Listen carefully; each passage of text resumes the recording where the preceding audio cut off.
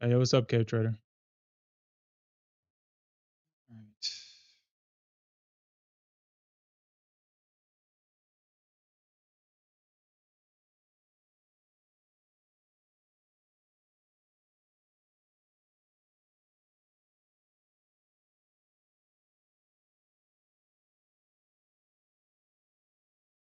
You long the Nasdaq?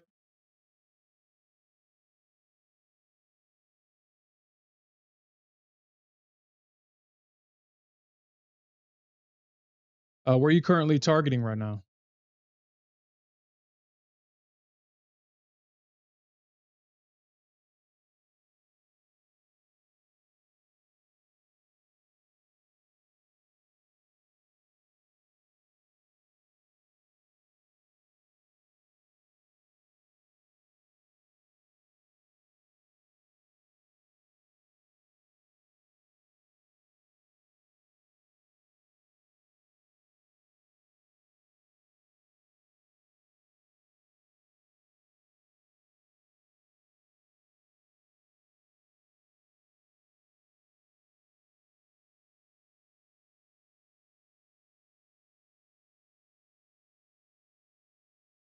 $9.49, huh? Why are you target? Well, kind of explain that. Why are you targeting 9.49?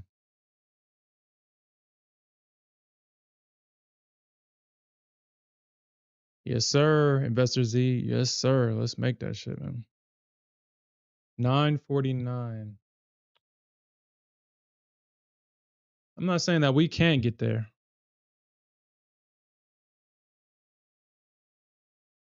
but we definitely have to take out 902 before that for sure. We still got this area of resistance still.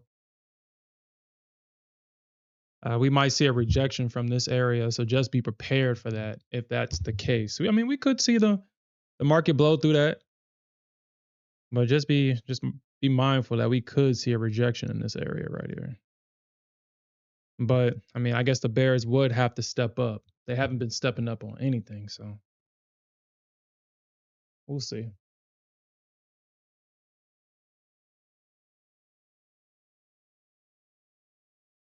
Yeah, we got a gamma level at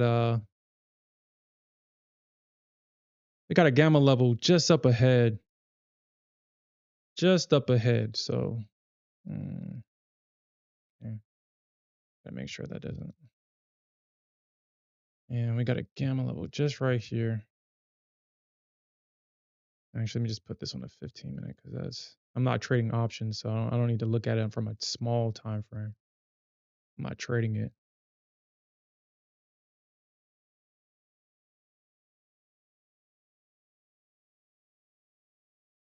Mm, looks like they got. Let me see.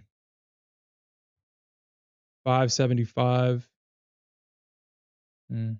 So yeah, looks like they were stacking orders here at 575. We got this gamma level right here at this breaker structure down. So we'll see. When price gets to this gamma level, we could potentially look for potentially a short. We'll see. Uh, we'll see what happens.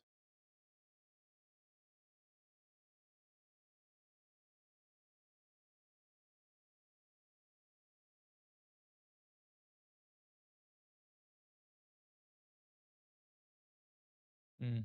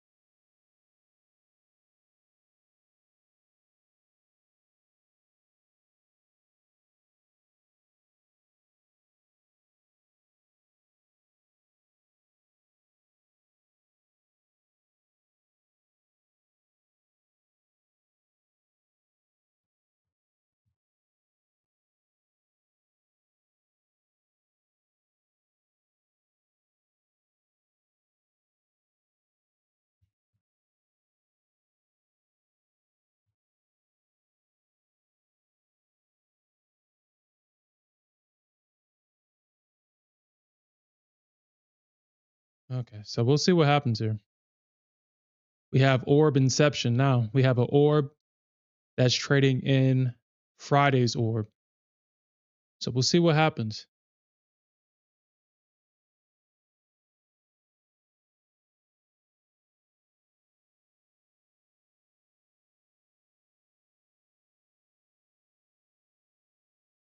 And just get a like kind of a oh shit.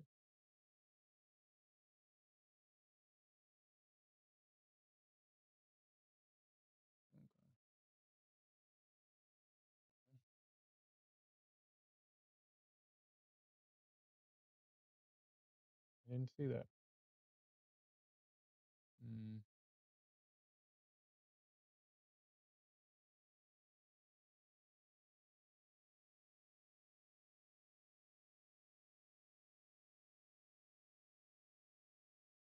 mm,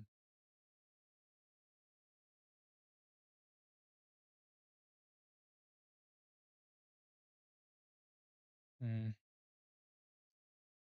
I don't necessarily care. You know what?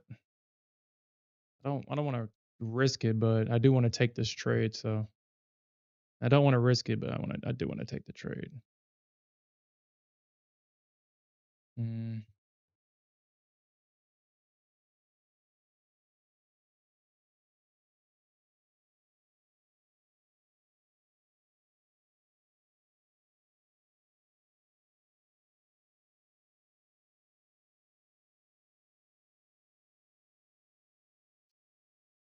mm.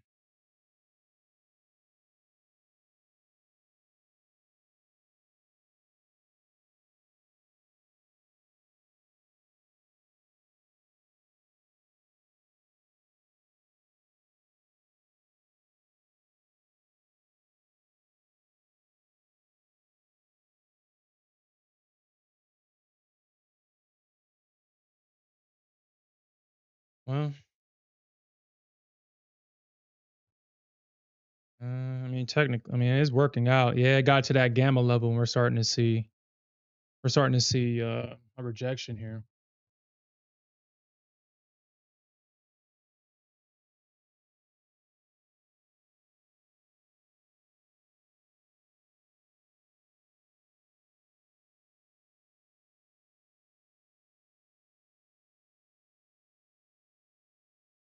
So why is that different?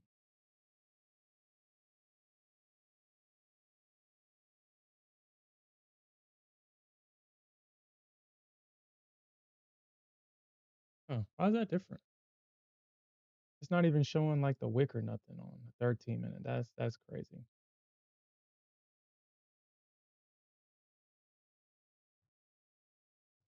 Mm.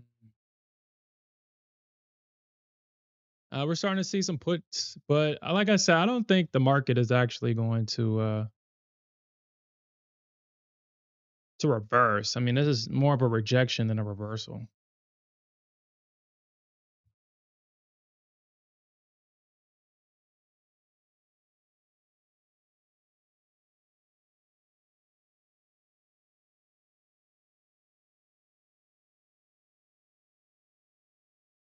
Mm.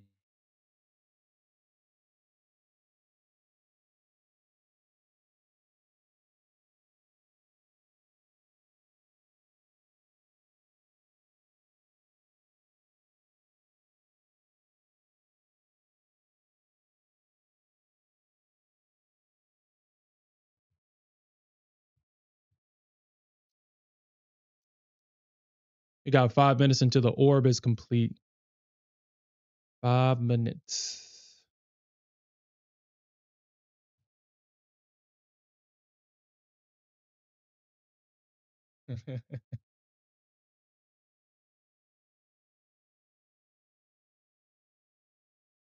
Oh yeah, yeah, I recall that. Yeah, you bought right here. Yeah, I remember that from last night.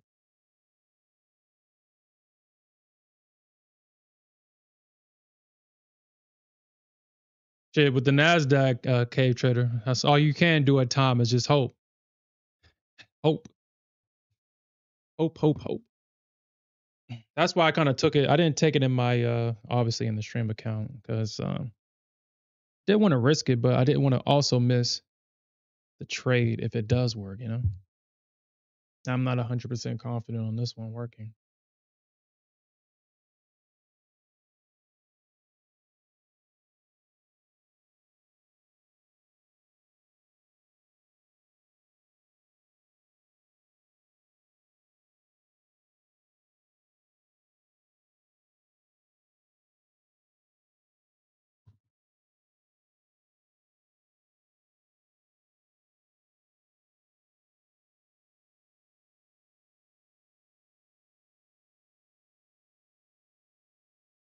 Hmm.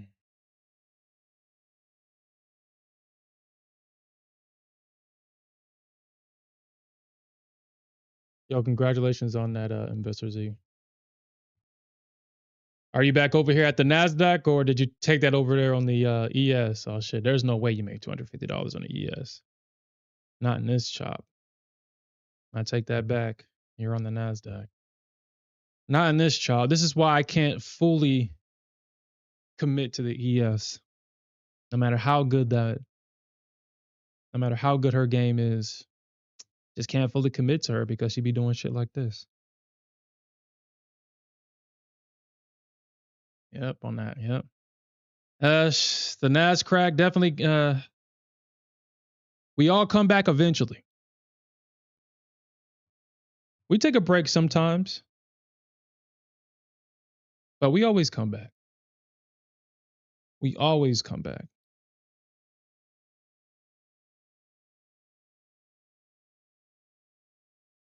And you know what, Cave Trader? Looking at I mean, if we can get a breakout from this little range right here, yeah, I can. Especially if we get over 902, we can get to 940. You can get your target hit for sure. Hmm. Hmm.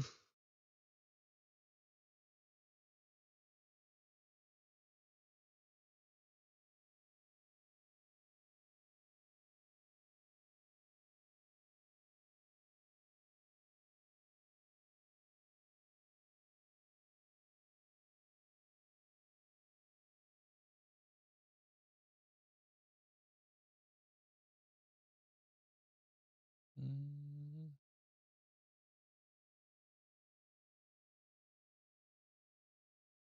Oof.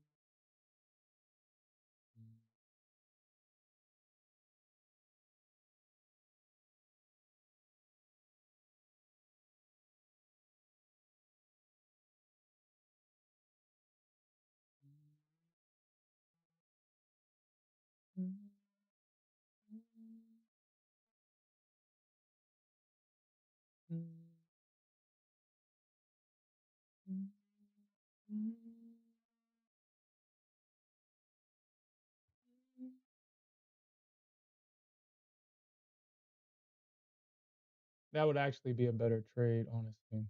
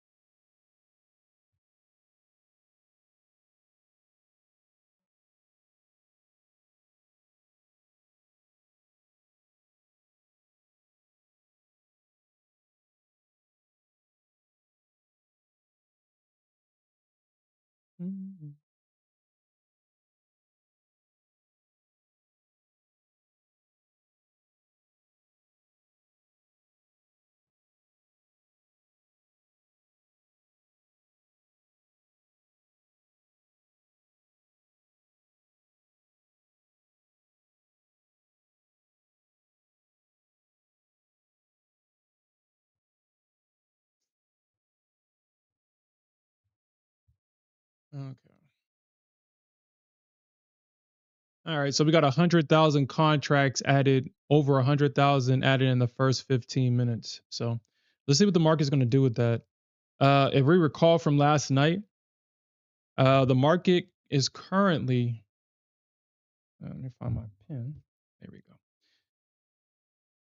The market is currently 55% long and 45% short.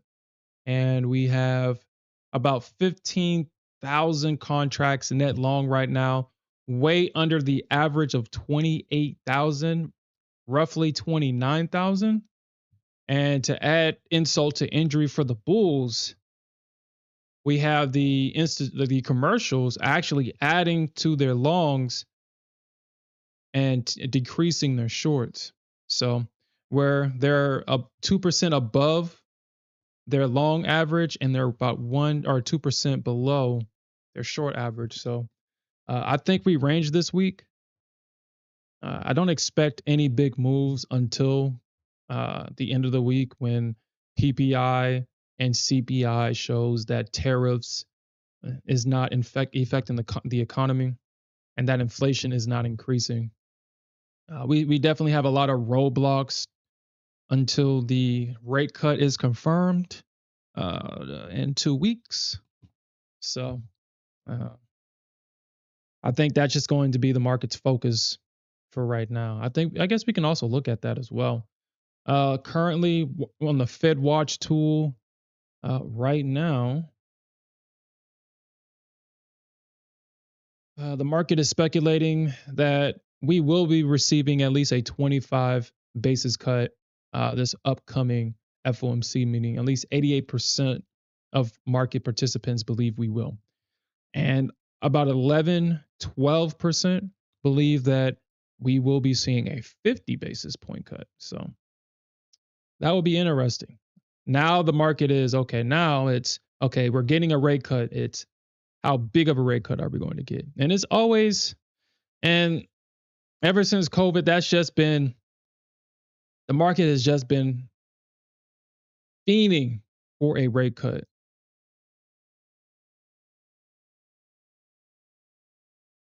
Fiending for one, man.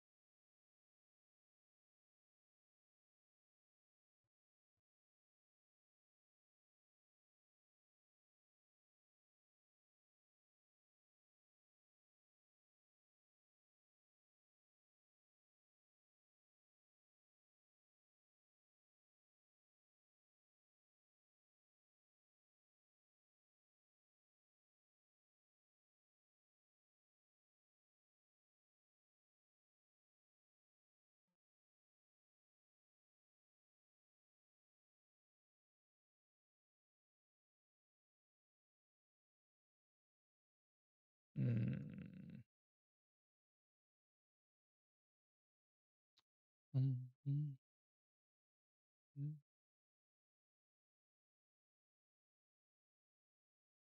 mm. I found this second book map channel. He doesn't have all the bells and whistles that Think with Bookmap has, but it does seem very simple. It doesn't have all the, I guess, distractions on the channel. Okay.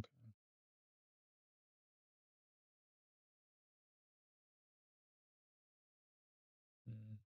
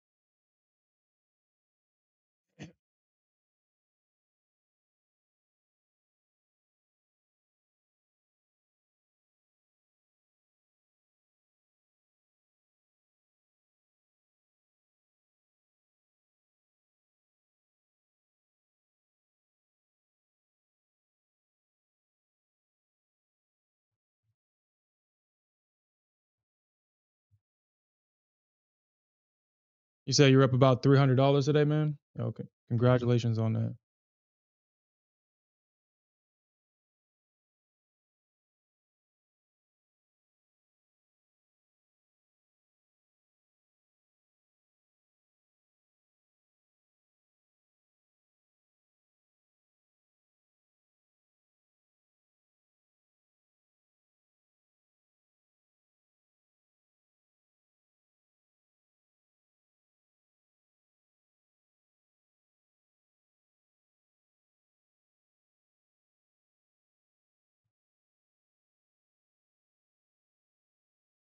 This one is definitely going to be challenging for sure.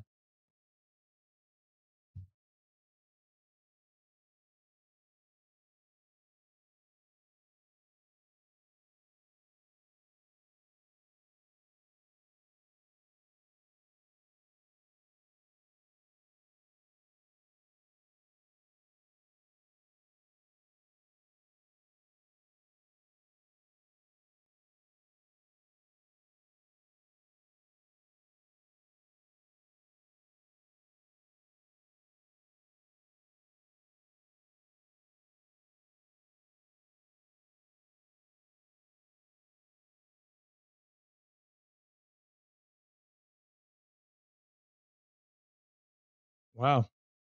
This is why I say over here at the Nasdaq, time just flies over here, man.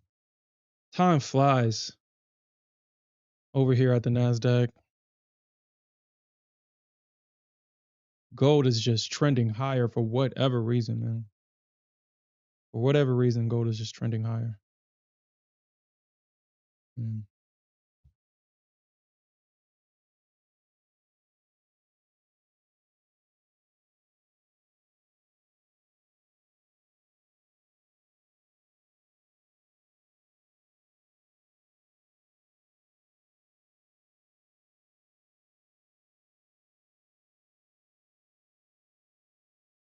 Mm.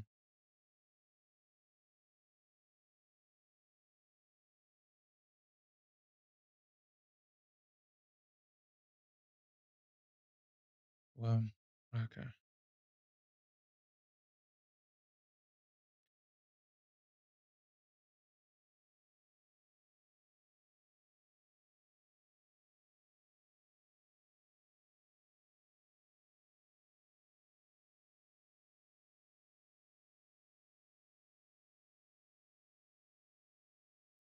You know what, Investor Z? I was actually thinking the same thing earlier today when I saw this big push. I was like, where did this come from?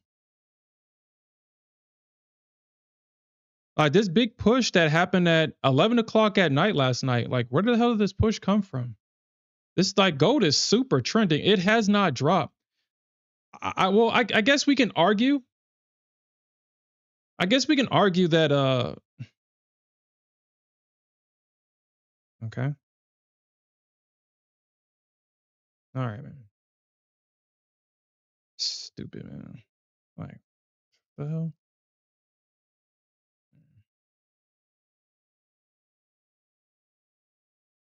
975. 925. Okay. I guess we can argue with gold, and it's just an argument. We're on December. At least with gold, remember how many times the market rejected at all-time highs before we finally got this break to break out? Well, at this level right here, we had one, two, three, four. We had four times where the market just completely sold off around that 530 level, roughly. And now we're seeing price break out above it because of all the stops, because it's using the stops to fuel this move higher. We can use that as an argument, but it doesn't mean that, yeah, that this could be a sign that the economy is just in a bubble right now. I think we can all agree if it wasn't for AI uh, and with NVIDIA pushing this market, we probably wouldn't be this high. But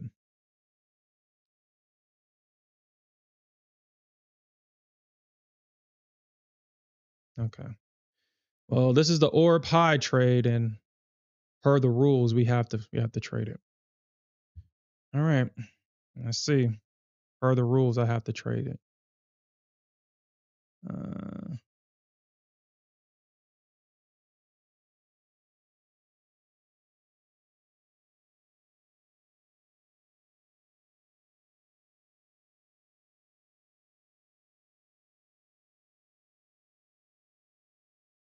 okay.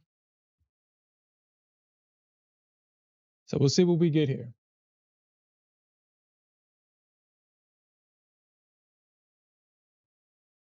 All right. So I'm in. I took the orb high retest, the break and retest. Mm,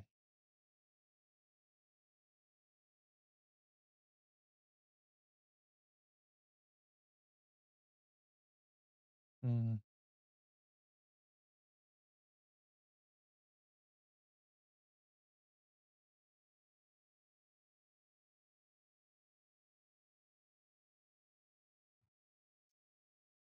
All right.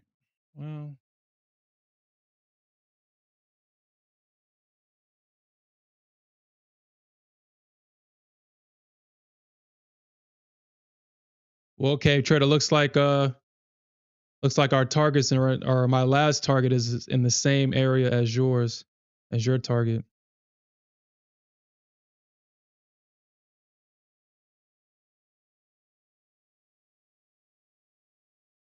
Mm, okay.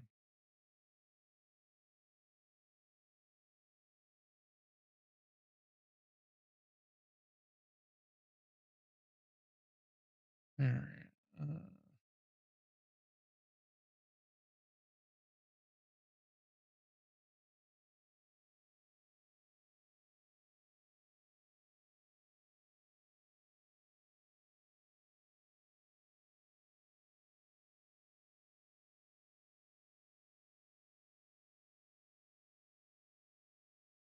You shorted the ore pie?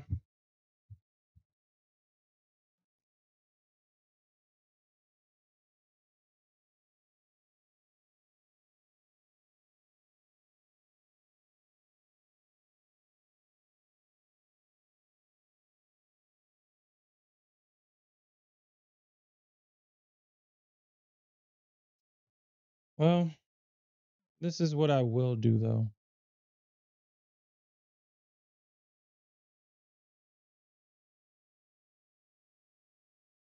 I don't really want my target or my stop to be exactly at VWAP.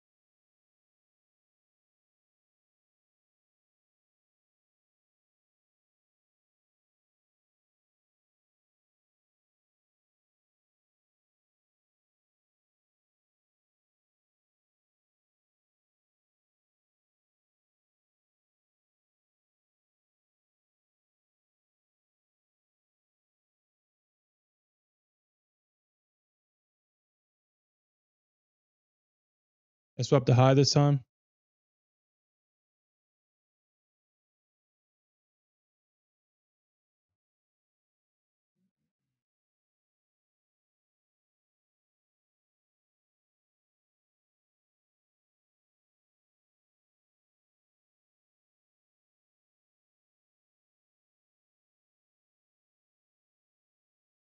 Shit, we are at that gamma level. We're sitting at that gamma level right now. It looks like we have a order block above us at 580. So shit, you might be.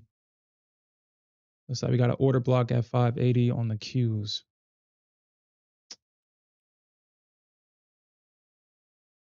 Mm.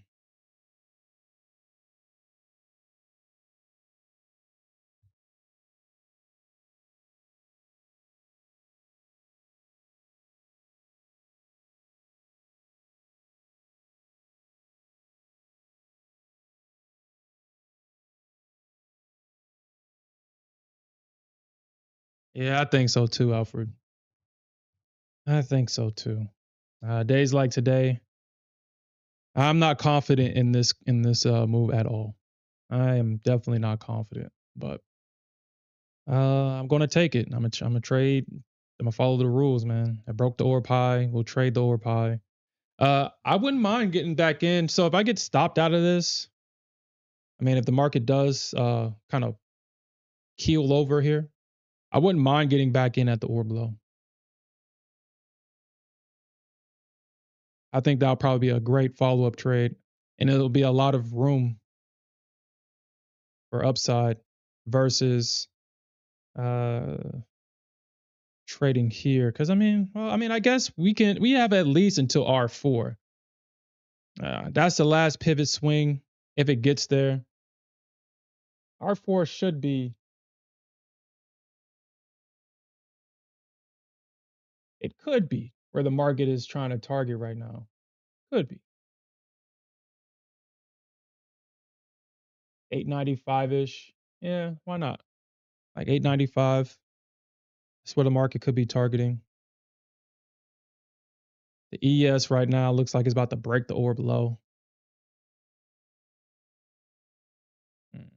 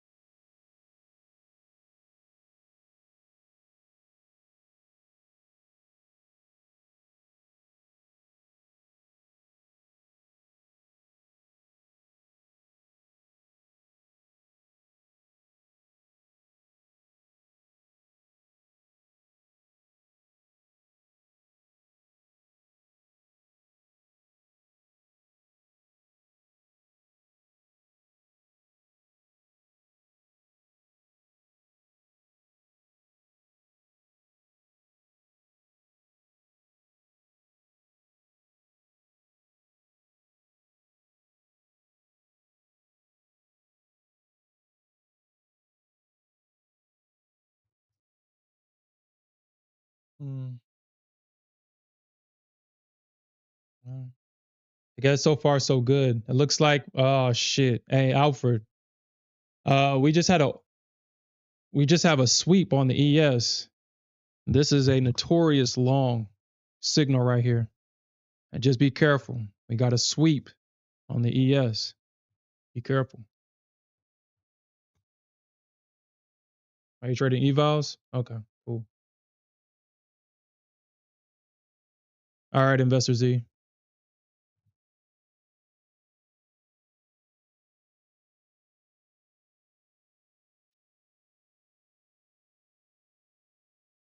All right. We will see if this thing holds. If it holds or will it fold?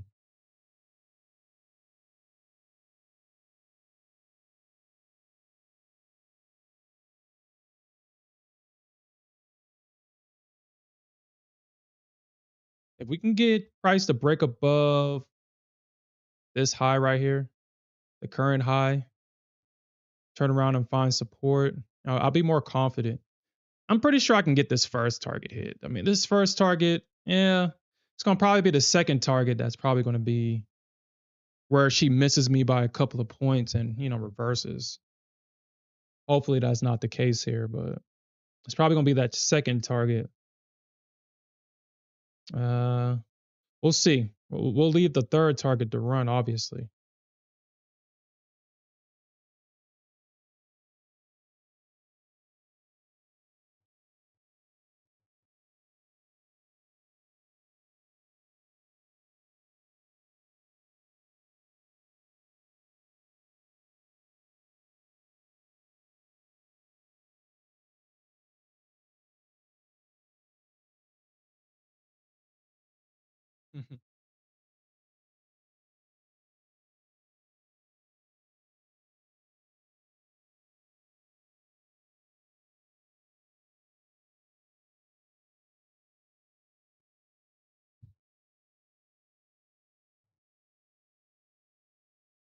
That's interesting.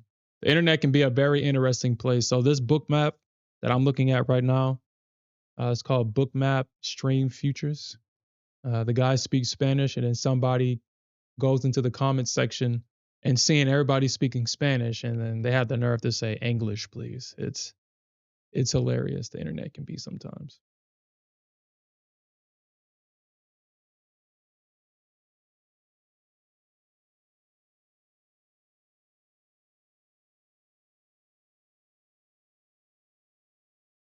Okay. I'm not gonna like it. So I mean, if this is going to be a lower low right that, we definitely need a breakout right there. Because the one thing that we don't want to see is a lower low, because that could be the start of a trend, unless it's the Nasdaq's secret way or nasty way to generate liquidity above those highs. We don't want to see a lower low right there.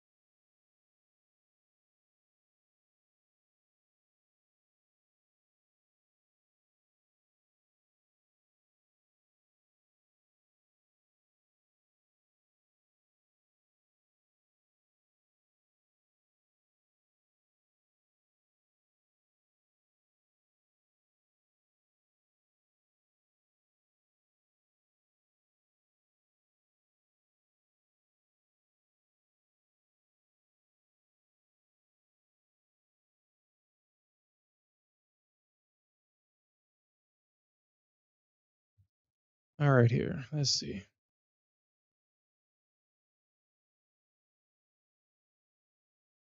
All right.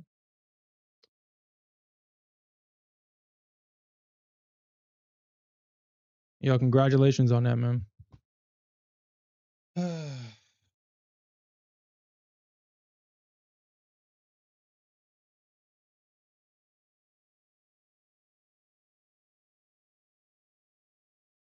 Well, that's not a good look for the longs right now. That lower low right there is not a good look for the longs. Yeah, that's not a good look. Yeah, that's not a good look. Mm.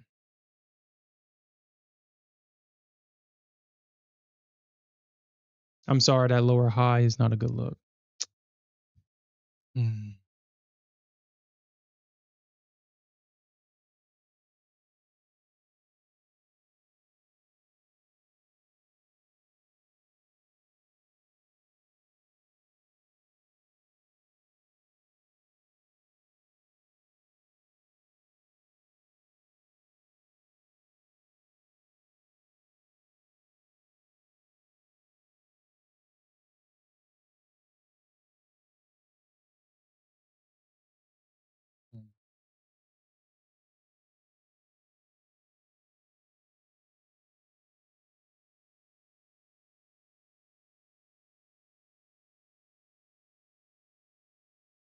Mm.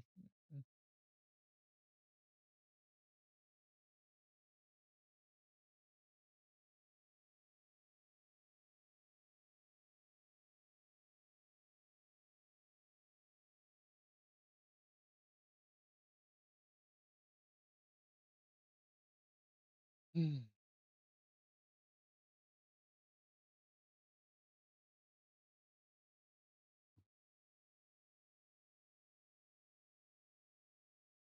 I guess if that's the case, then that's probably what happened.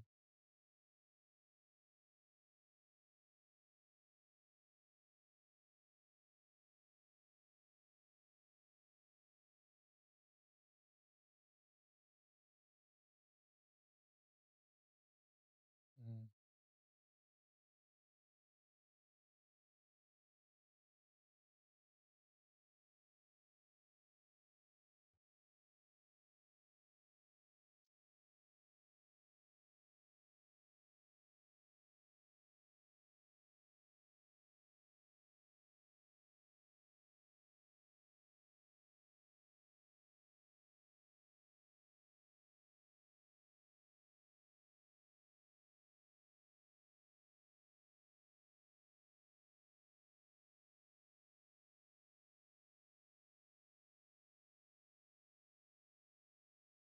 Mm.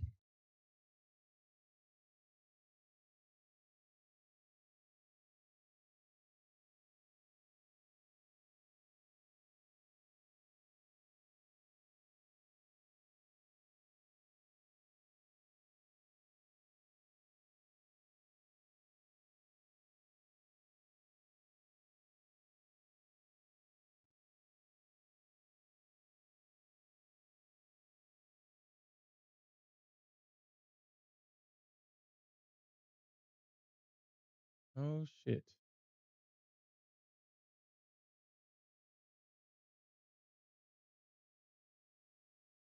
Mm. Oh shit.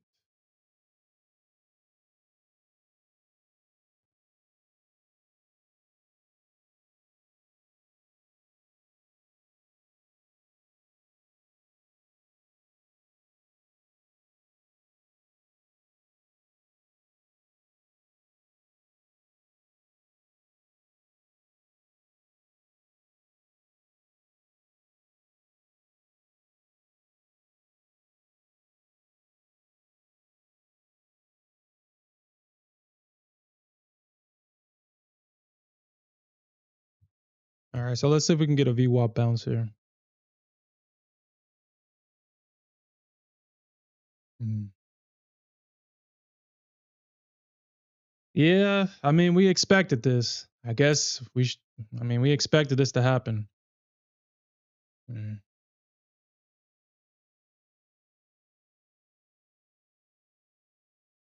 We expected this to happen.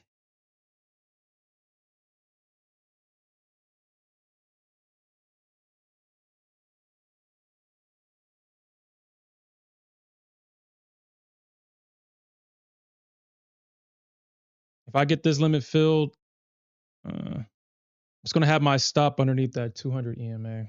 Both stops.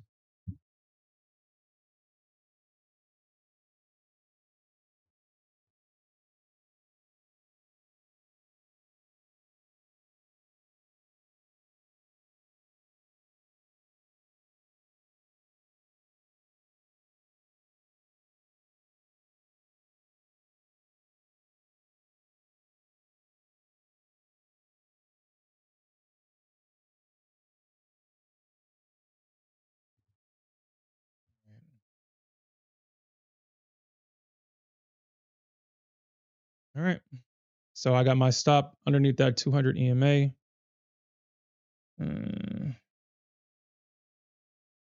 We'll see what happens here. Because I scaled in at VWAP, my average entry now is at 838. So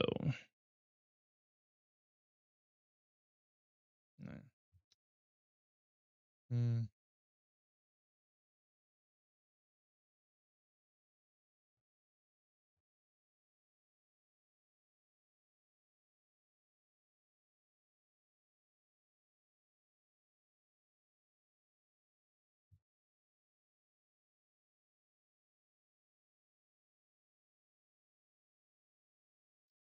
I had a feeling that this was going to be a tough, long.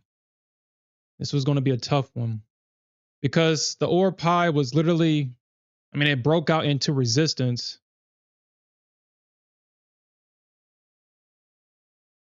If I got in at 55, Uh, I think this thing probably. I think I would have been almost ticked out on this, but I will be in the short.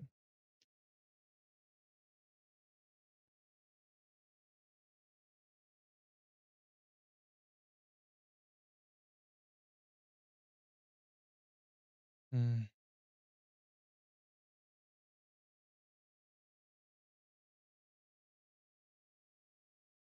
okay.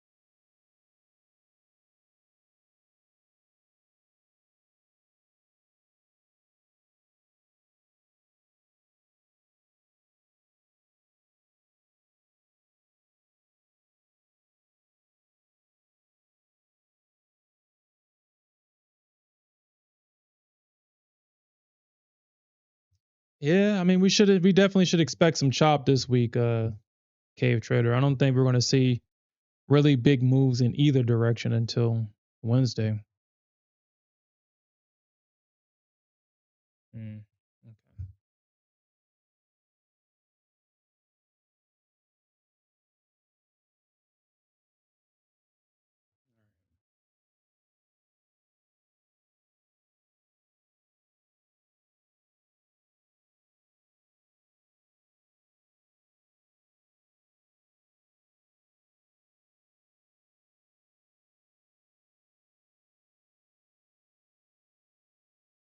Well, I guess we will see. So if I get stopped out of this, which kind of sucks because uh, I kind of realize where my stop is. I'm not moving it, but the market could potentially come back in underneath this low at 790. And we'll see.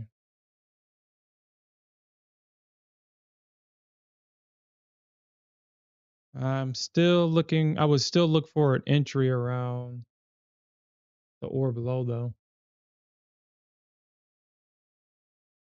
That just sucks. That just sucks. That sucks. Yeah, that sucks, man.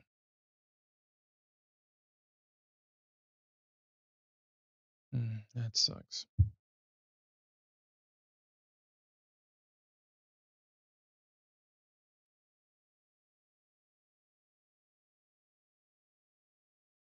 That sucks.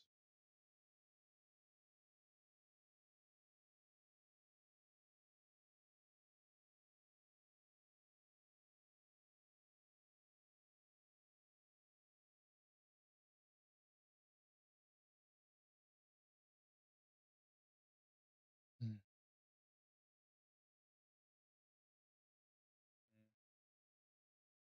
Damn. Mm.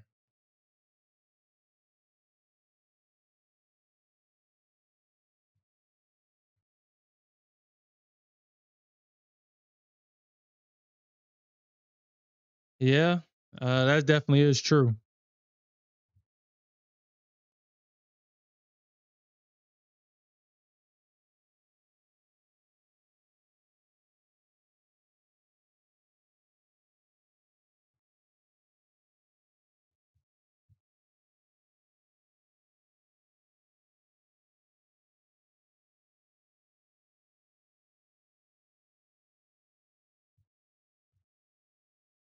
The Nasdaq was just nasty to me. So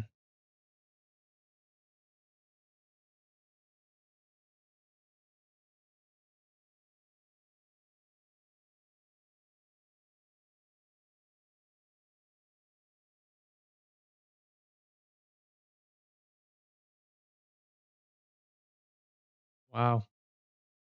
Damn, Nasdaq. Wow. Wow. Okay. Wow.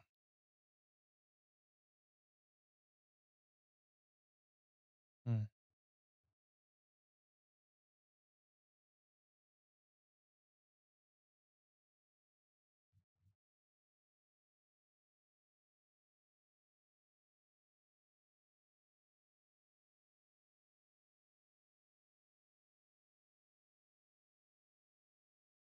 You said hit the 50%.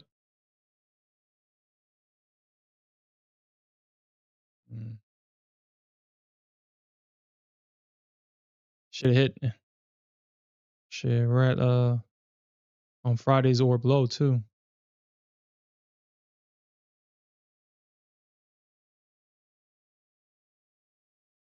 Mm. Damn.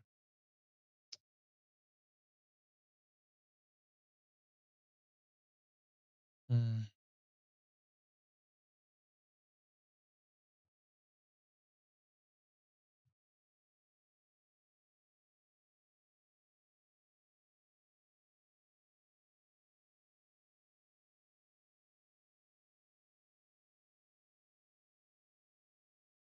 You know what, Alfred? I'm debating if I should get back in. That was nasty, man. Like shit, she literally stopped, came back and stopped me out.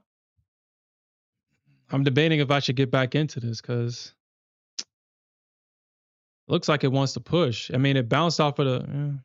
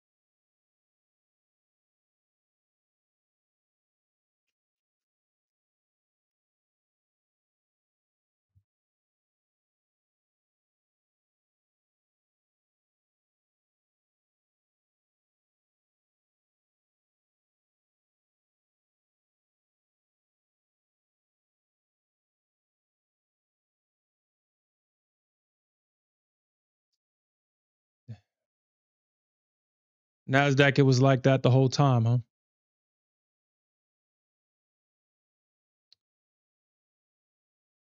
That was kind of nasty. I mean, but I mean, I guess at this point, I should just expect that type of behavior from the Nasdaq. And she came back and stopped me out. Just a bounce.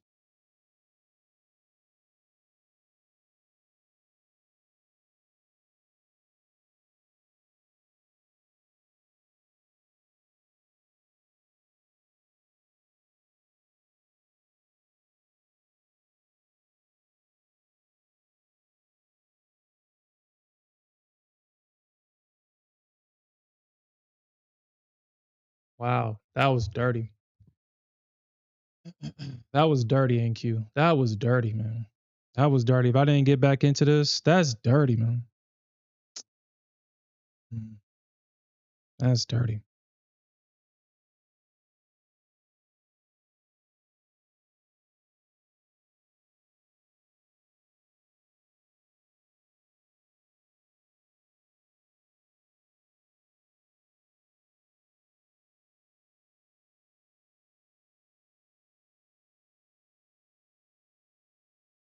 Yeah, I mean, you didn't.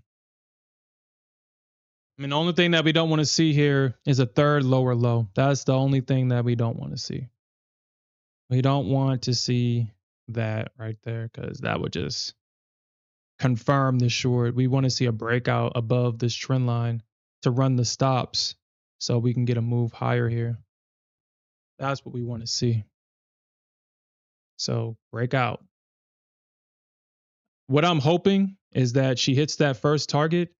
If she pulls back, I'll add into it. If we see a pullback here. Wow, Nasdaq. That is just so dirty. Damn. That's dirty, man.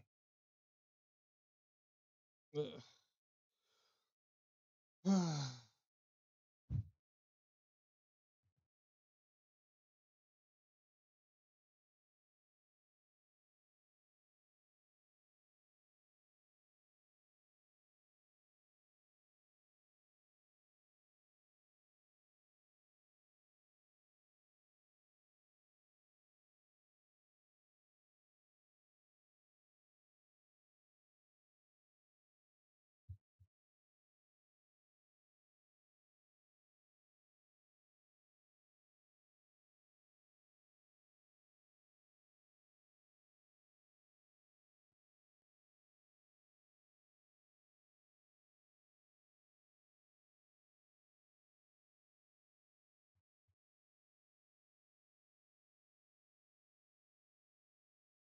Yeah, it definitely is, Alfred.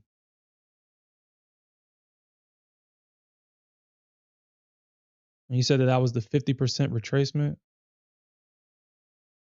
Uh,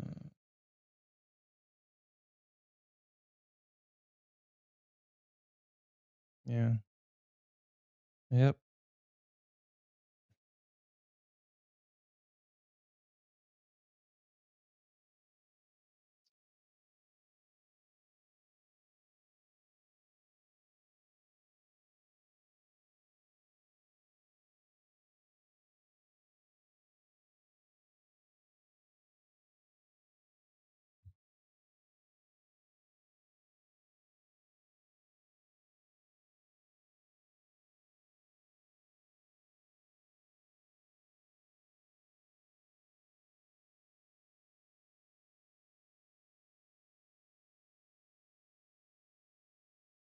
Okay.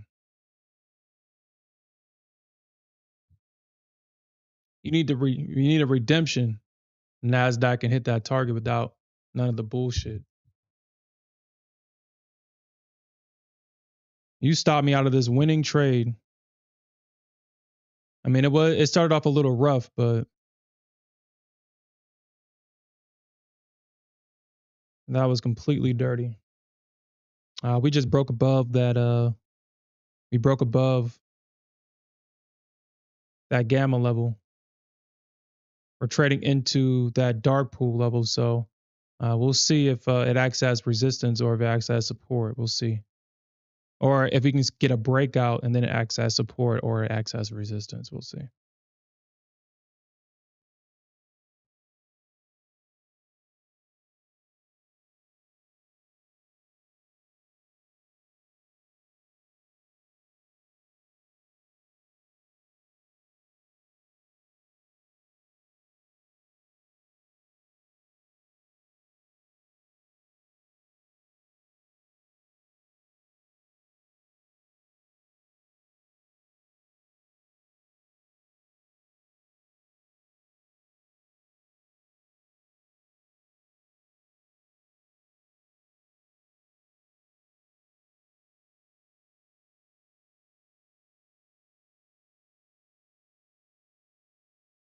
All right, so we got that big first target hit.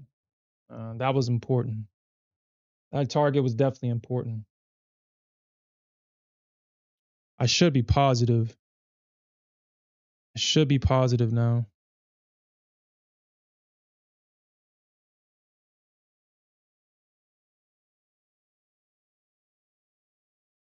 Hmm.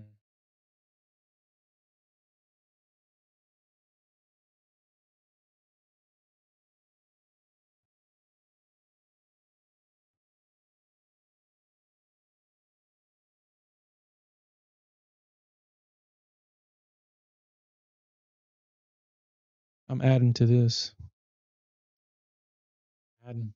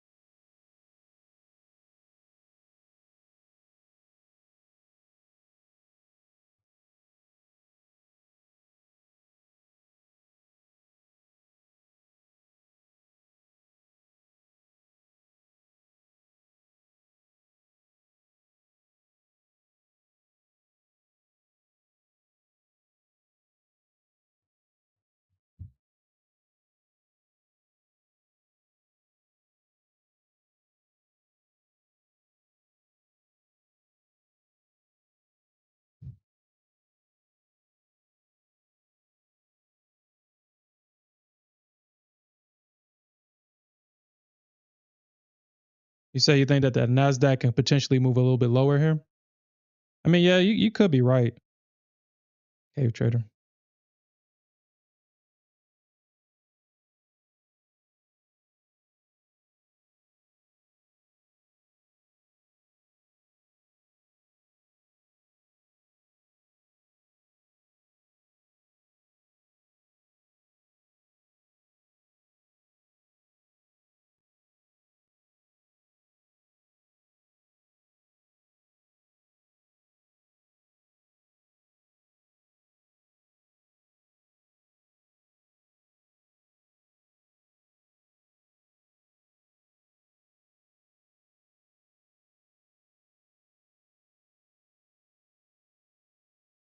Yeah, I guess that does make sense.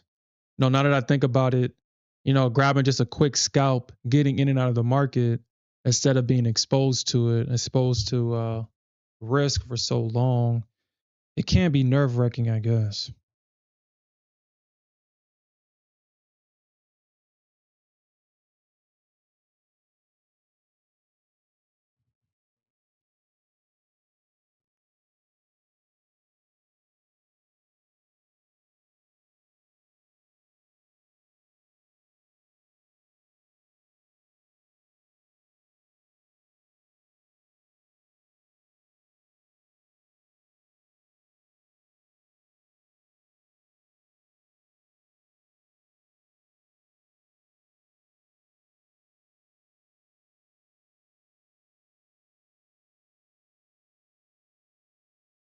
Mm.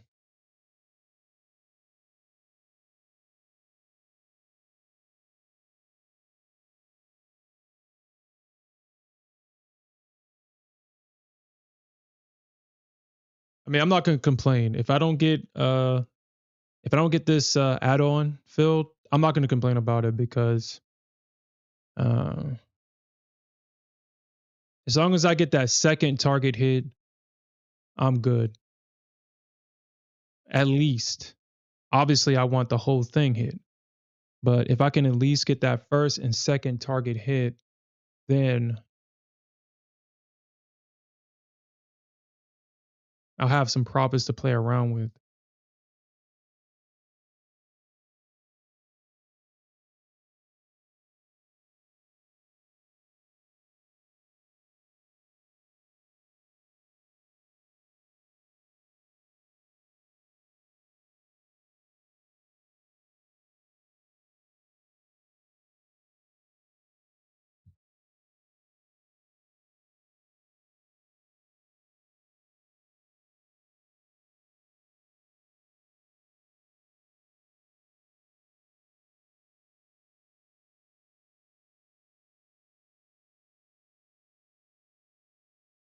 Mm.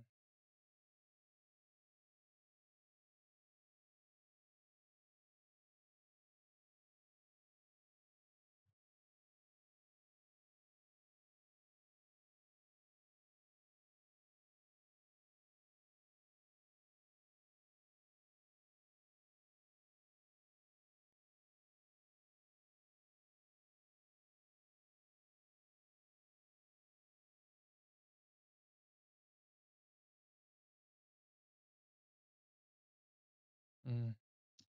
Well, we're kind of seeing a lot of mixed data right now. We're seeing a lot of mixed data in the option market. We're seeing a lot of mixed data. We're seeing overall calls, but we're also seeing puts as well. I mean, the gamma is up. I mean, price is above this gamma level. It's just that we're trading in this dark pool level, which doesn't give me too much confidence. But if we can see a push outside of this, then we're good. But I mean, we're seeing calls, so I don't think shorts are going to work right now.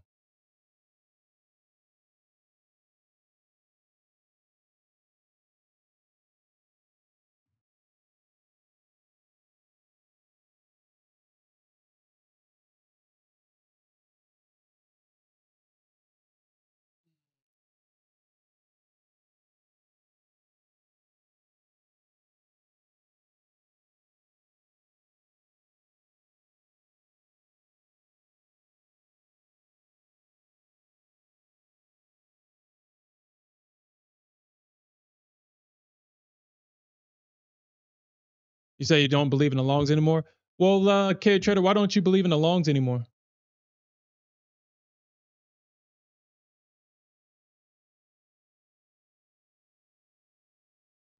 Because well, if I'm looking at the charts, the reason why I'm still confident in the long, even though I'm not 100%, is that if when I look at the higher time frame chart, I mean we're still in an uptrend. At least this leg right here is still in an uptrend. That's what I'm betting on, or that's what I was betting on, or is betting on.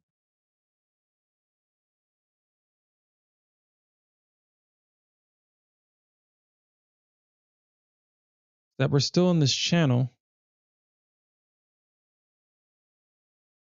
I mean, we're kind of riding the top of it. That doesn't give me too much confidence. We could see a pullback, kind of, but we can also see the Nasdaq just ride this thing and grind it higher if that's what it wants to do. If we look to the left of this,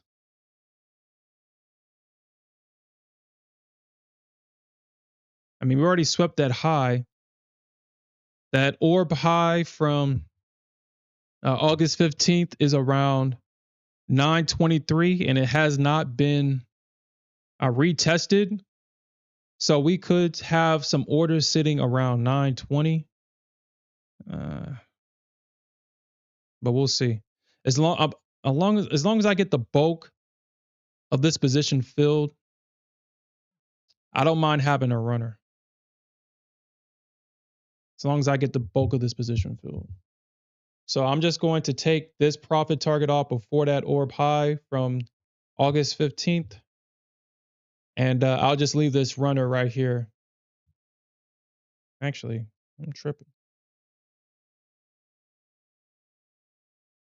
There we go.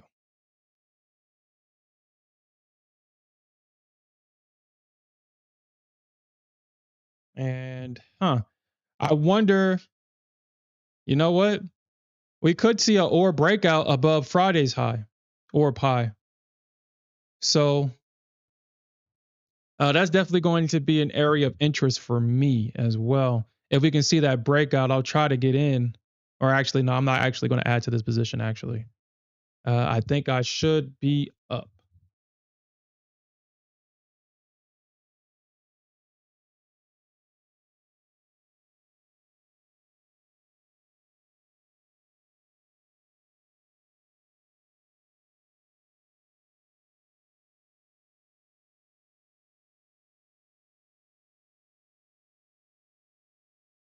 I mean, it would have been nice to get that add-on, but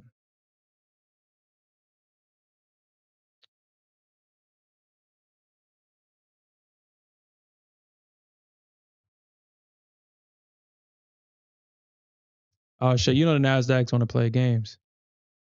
Shit, you already know the Nasdaq is about to play games. The ES broke out of its orb high.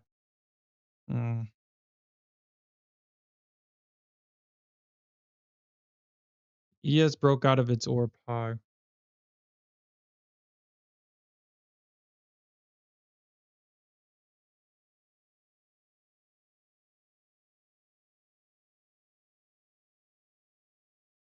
I mean, the ES does have a lot of room to the upside. It does have a lot of room to the upside.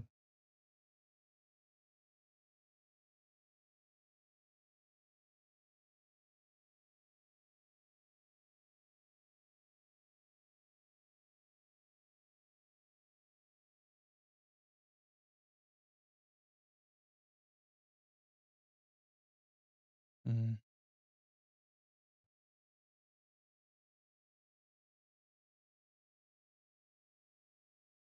I'll try it. I'll buy the orb high here on the ES as well, if I get filled on it. All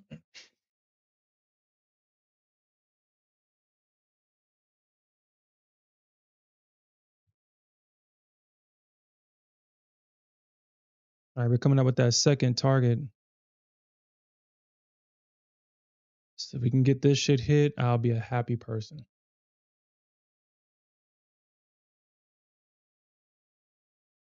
Nasdaq, you can make me a happy man by hitting that target at 895 and not crashing out. ES, if I trust you in this orb high trade and you fail, if I trust you here and you fail, I will not trust you again.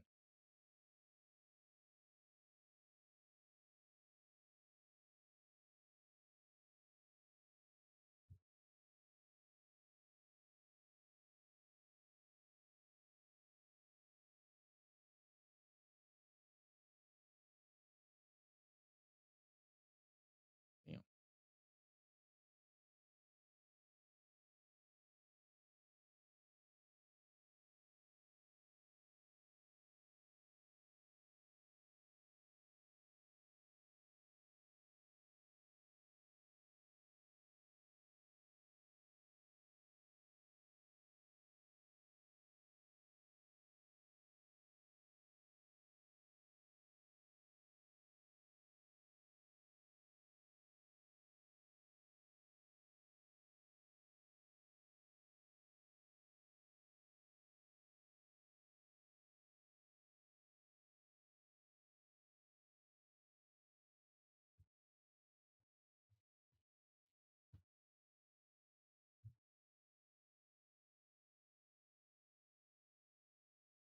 We're still getting mixed data from the market here. We're getting call sweeps, we're getting put sweeps. We're seeing mostly calls, but we are starting to see puts, or at least people trying to buy puts. They have their expiry 2 days, 1 day expiries.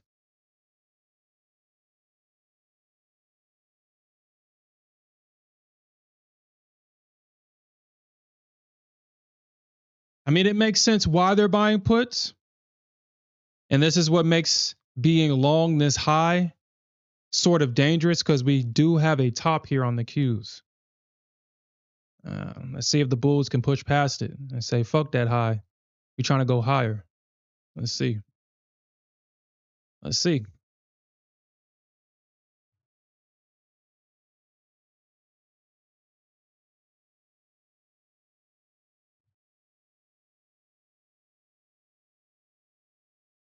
Yo, congratulations.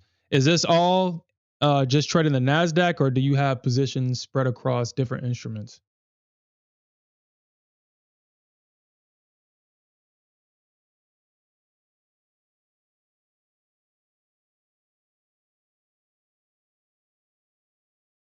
Just the Nas? Shit, being up 1,000, being up 1K in micros. That's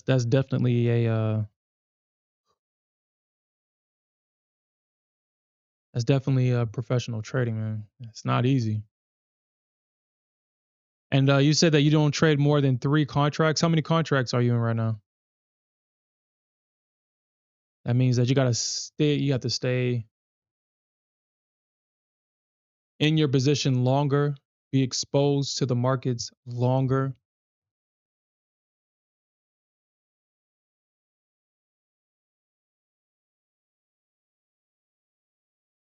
Yeah, it definitely is, man. Yeah, it definitely is, man.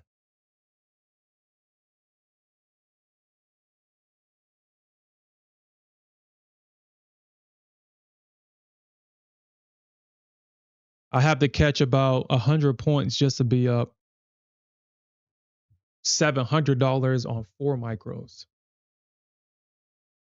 I mean, I can take it all off at 100 points and be up. Shit, if I take it all off at 100 points,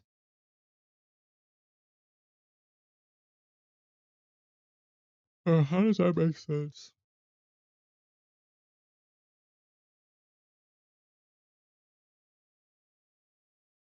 Oh yeah, so if I took it all off at 100 points, I'll be up 16.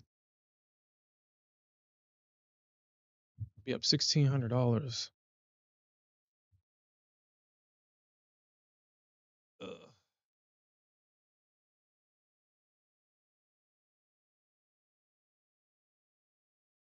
Ugh.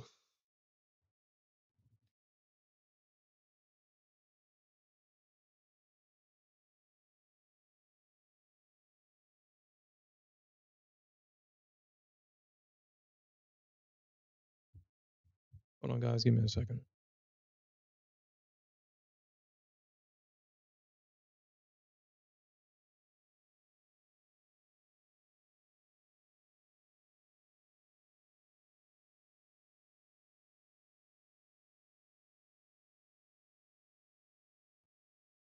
All right. I think I should be good here. It should be good. Mm. If I start trading for 100 points, I better be right. I better be trading in the right direction, and I would have to get a perfect entry every time.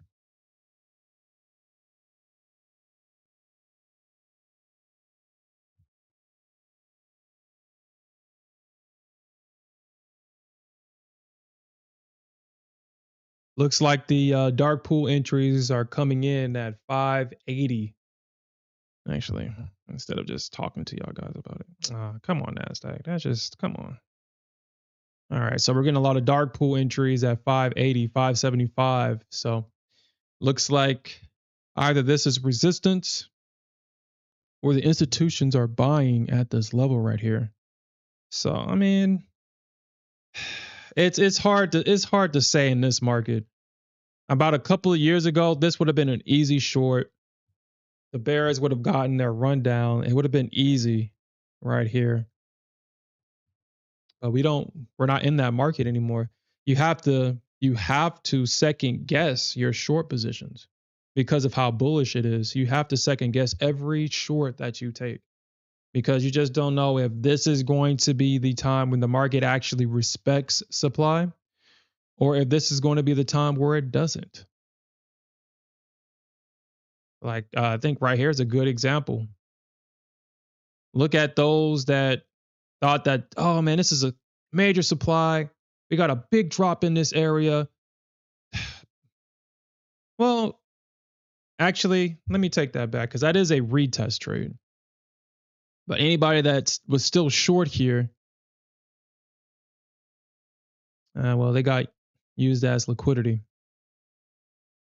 Like honestly, my rule of thumb is if we have an area of supply, I'm only going to trade that first retest of this area for the short down. I'm not going to try and reshort this area twice. It's a highly unlikely for that second or third attempt to work. Price, especially the Nasdaq, has a tendency of slowing down in an area where we could potentially be in an area of supply or demand and then just blow right past it because it has all the liquidity that it needs to continue in the direction that it always wanted to trade in. You know what, Alfred? I mean, for a while, no matter what it was, we were bullish on Fridays. It seems like we're starting to see the trend of, yeah, we're seeing red Fridays. Actually, I got to put this, yeah, we're seeing red Fridays, but hmm, shit, for a while at the beginning of the year, every Friday was green. We had, well, actually, never mind. Green Friday, red Friday, red Friday, green, red Friday, green, green. Hmm. Looks like it looks like the Bulls and the Bears take turns on Friday. I am starting to see more red Fridays now that you said something about it. Hmm.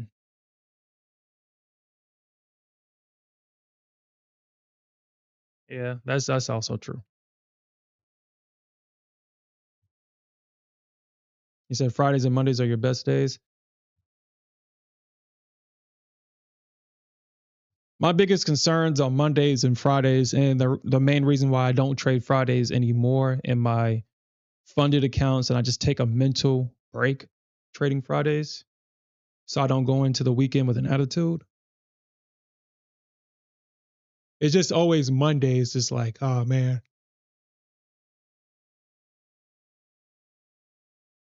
That first trade on Mondays is usually,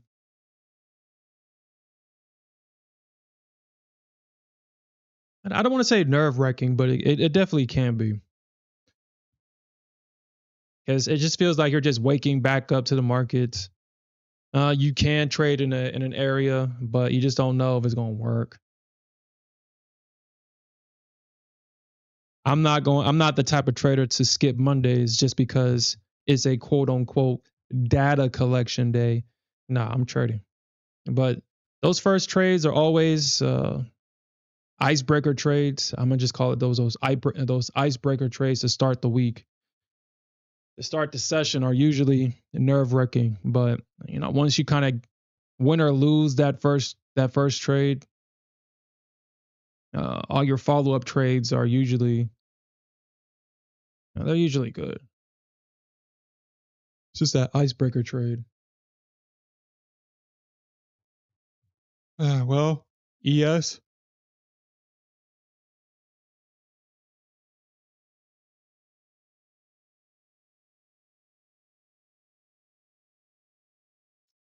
Mm, okay. Well, ES, you didn't want to help your boy out here, so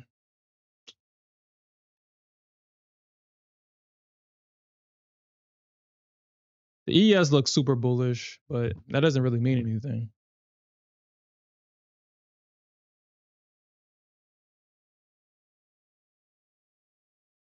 Yeah, I definitely agree. PPI is coming out on Wednesday. For whatever reason, the market does that.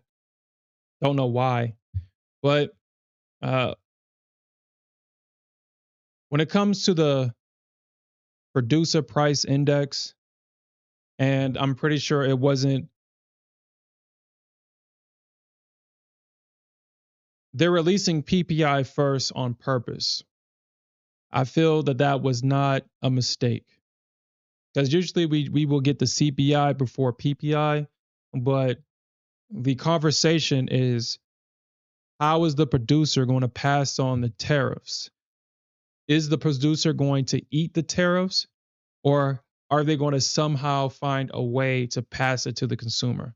And we all know that they're going to try to find a way to pass it to the consumer. But the consumer are females. You usually do not get a great response raising prices when your customer base are females. They will always go, unless you're a super status brand, you're not going to get your female customers to buy a product that they're used to buying for $2 and try to add on $3 because of tariffs and try to get them to buy five. That's the hardest thing to do.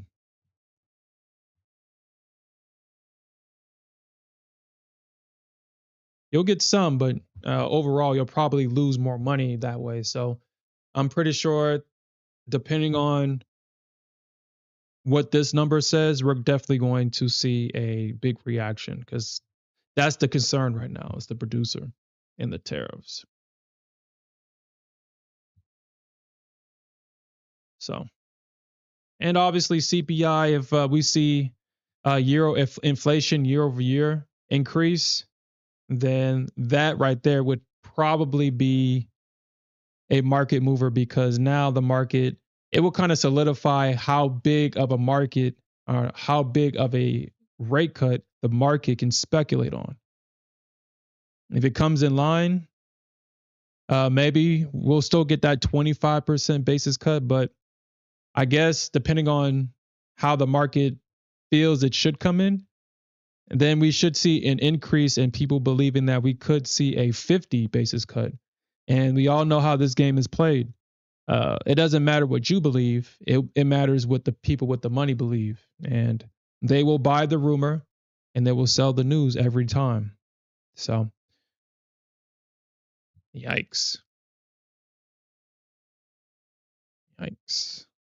All right. So let's see if the ES is going to give me an opportunity here.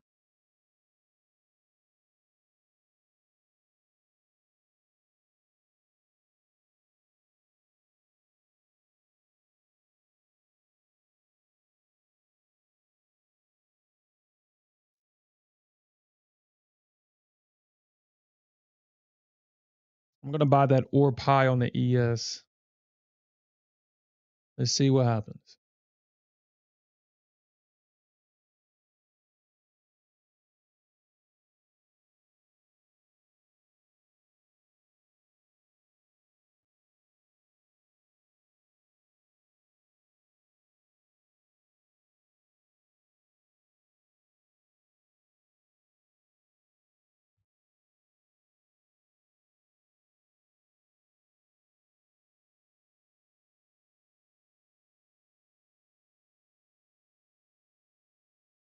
I mean, nah. This is ES last chance to show me that she's a part of the team. This is her last opportunity to prove that she's a part of the team.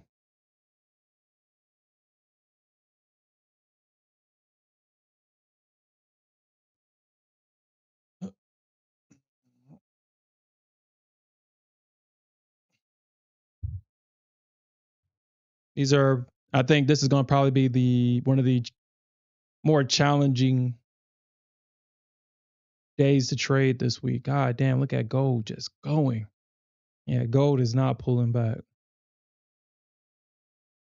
Gold is up what 60 points, 61 points from the highs so far, from the lows.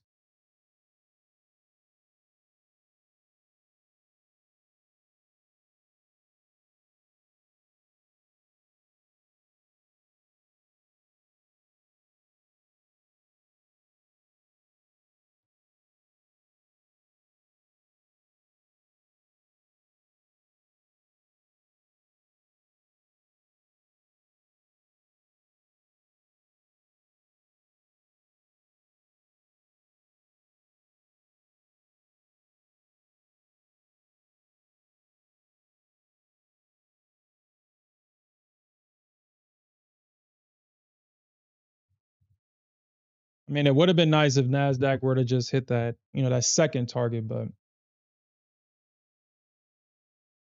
I guess beggars can't be choosers here. Well, I'm not begging or nothing, but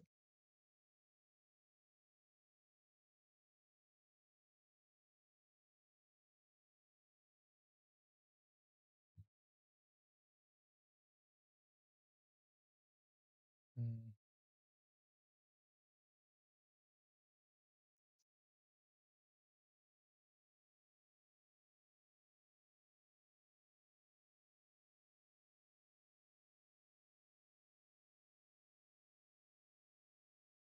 I mean, I'm not gonna go up that high. I mean, that's crazy.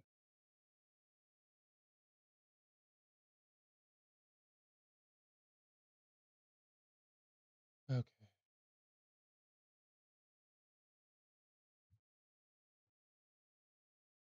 shit. I hope not.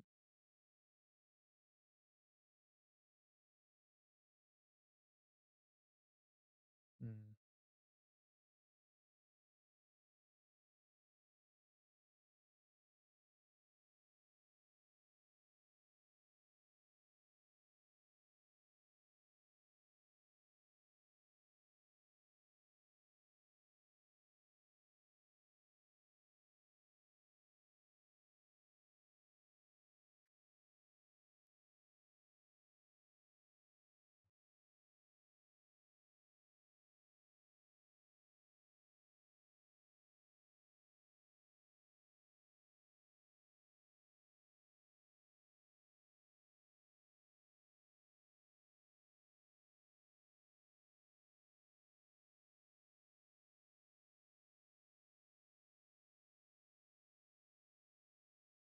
yeah, I'm just looking to see.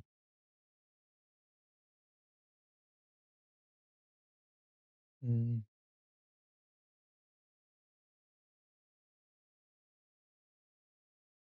mm.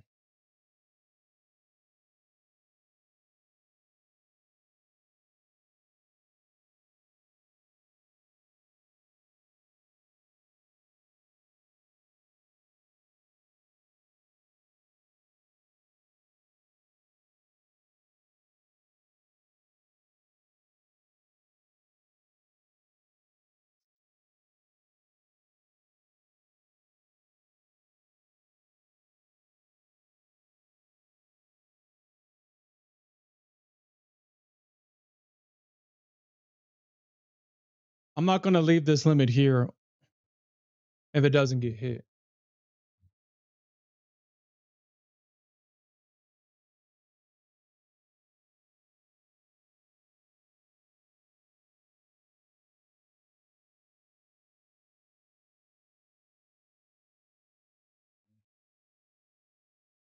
Yeah, well.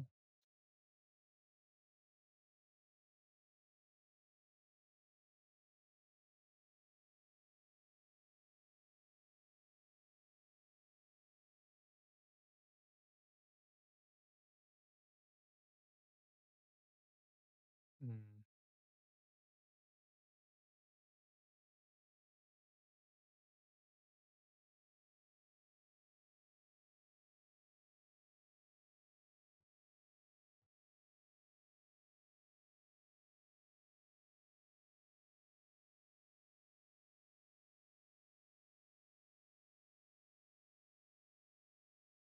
Yeah, I'm not gonna leave it. I'm definitely going to cancel that order. before getting off the stream today on the ES.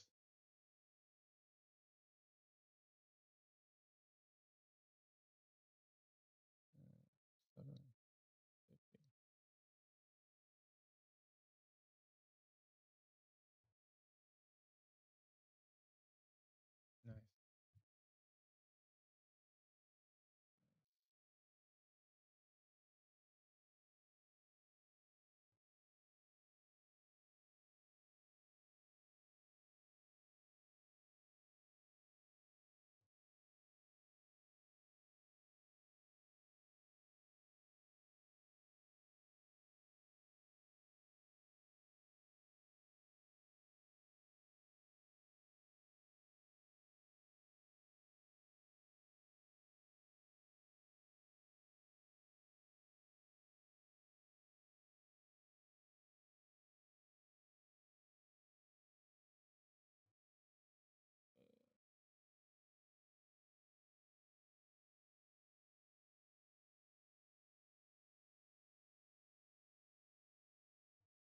So I set this limit right here. So if we do see a reaction at VWAP and the 200 EMA right here, I'm going to just set my buy stop limit and then just get stopped in, or I just get limited in here.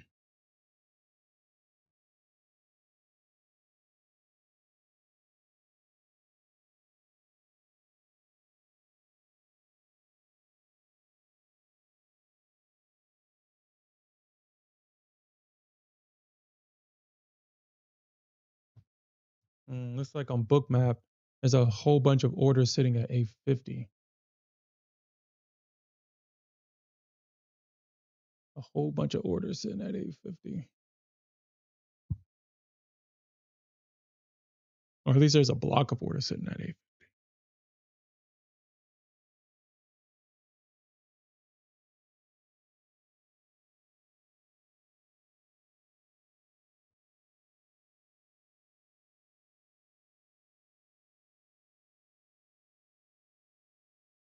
I hate that. I hate that shit.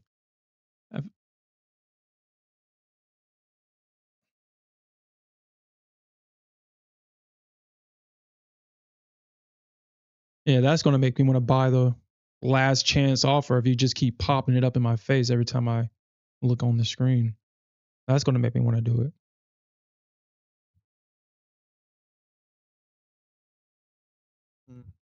Well, we have price potentially finding support at this gamma level right here on the Qs on that candle. So we'll see. We'll see here.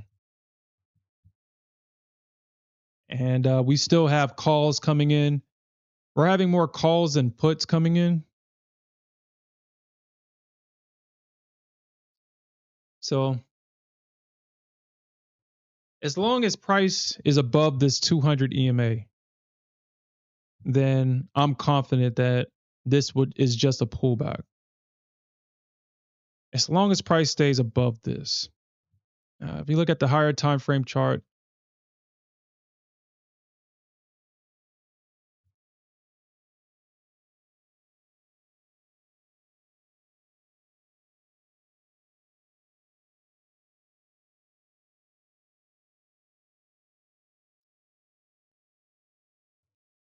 we still have reasons to be long overall. We still have reasons to be long overall. We're still in this trend channel. It's riding the top of it. It's finding support at this 21 EMA right here. I mean, we got VWAP and we have 50. We have the 50 EMA all sloped up to the upside in the direction that price is going in. So it's choppy for those that have to hold for longer targets. This is definitely nerve-wracking, but the technicals are still saying that we should still remain long, and that's what I'm going to do here. Let's remain long.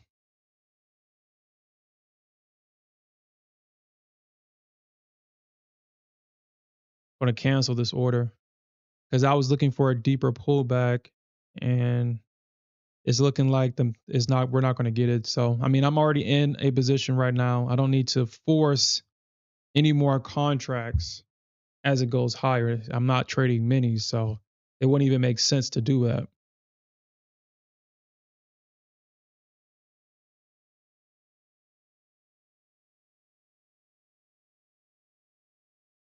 Mm.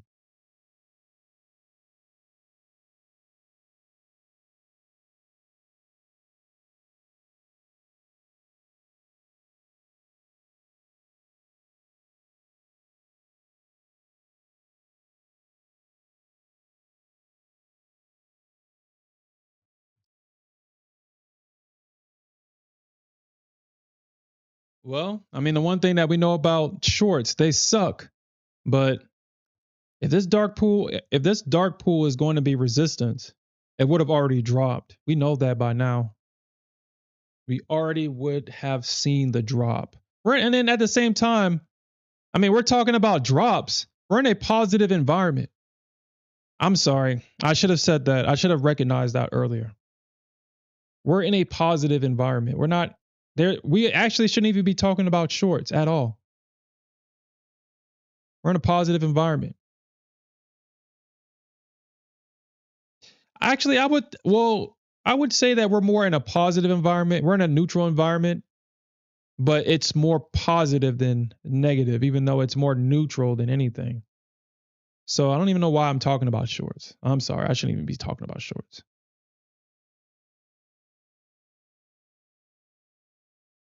I had to think about that. Like, why am I talking about shorts when we're in positive gamma? Yeah, I know.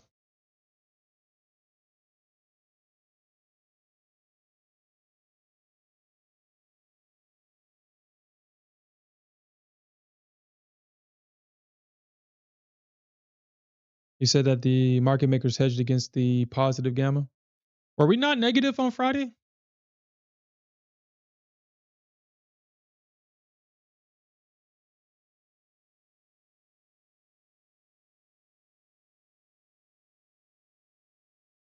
I guess they don't have they don't have historical gamma, I guess.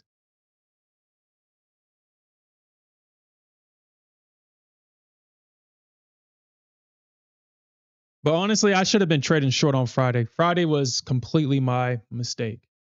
I should have just trusted the structure instead of trusting my heart. My heart has no place on this chart, so I shouldn't even. Mistakes were definitely made on Friday, for sure, for sure. Fear of loss was definitely the driving force for Friday.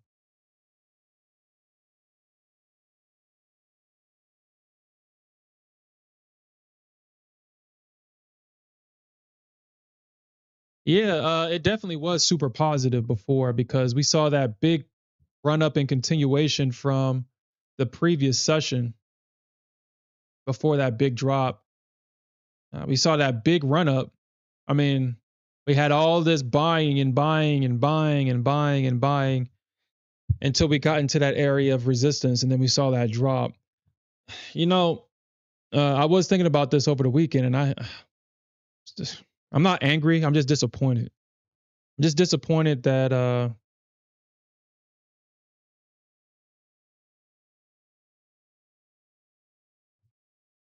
my mouth was saying shorts, and then my hand and my heart said, "Yeah, let's go long."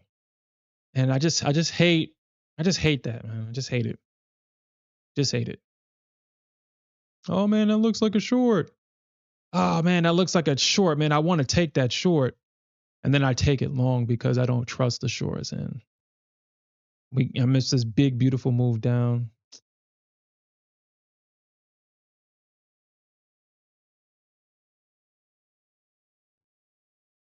I will get over this. I will get over this. If I take if I take the right trades every time, then I don't have to feel regret. If I take the right trade and it just turns into a loser, I mean, I'll feel pain of loss, but I won't feel the pain of regret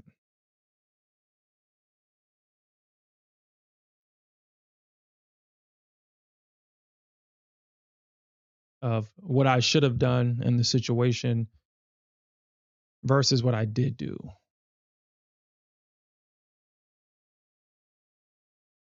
It would just be nice that when the bears step up, we don't get this bullshit price action that we have to endure before we actually get the market to move.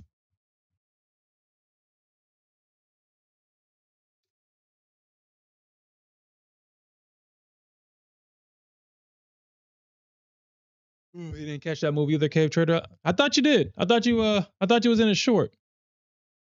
Because I remember you saying that you was going to short it. And I was like, I don't know. And then it shorted.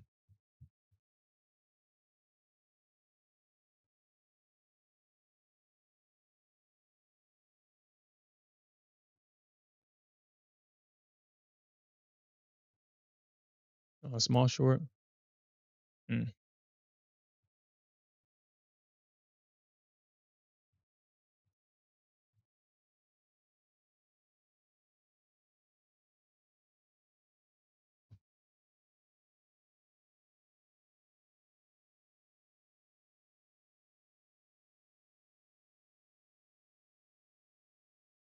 Mm. The big short. Big short.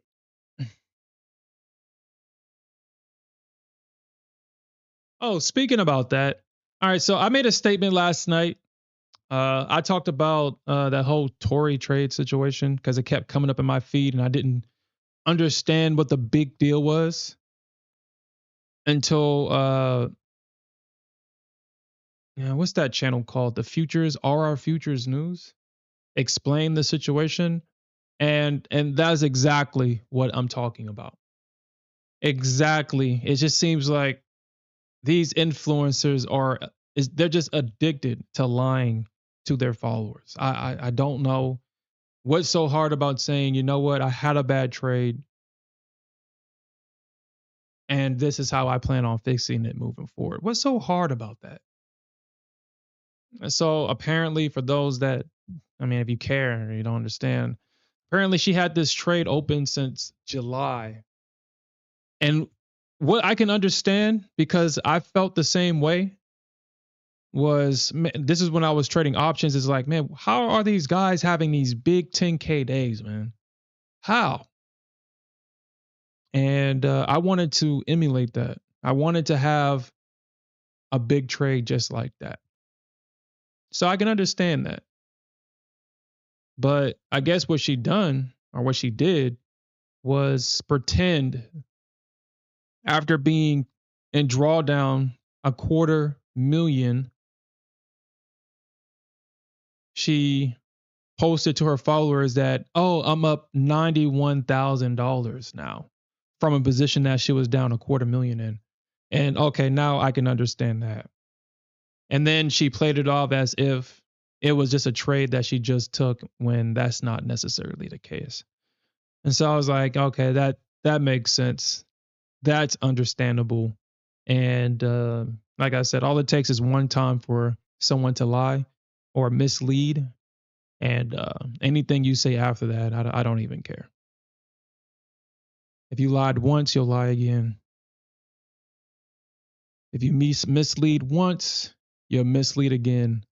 And the whole heartfelt, I'm being transparent, but I guess she left out the part that yeah, I opened up this position in July, was down 25K, and I was just happy that I was up $91,000 and I posted it on social media.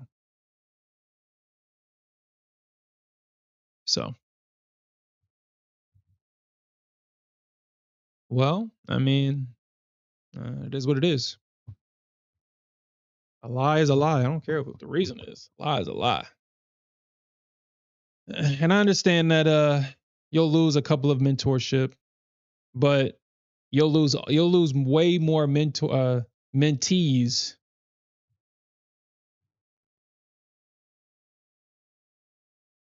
once you are considered a fraud and a liar.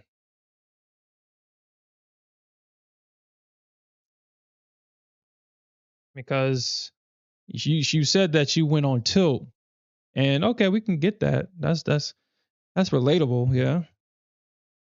But 20 quarter million in drawdown for a month, and then posting as if he was in this trade the whole when it came back. Nah, that's no bueno.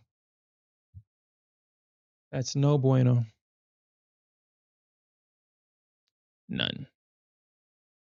But it just seems like every influencer does it. I really don't know why. I really don't understand the logic behind it. I can understand it, but I just can't. At least for me personally, I just won't do it. There's no reason to lie. There's just no reason to lie. I had a bad day, and unfortunately, I lost the account.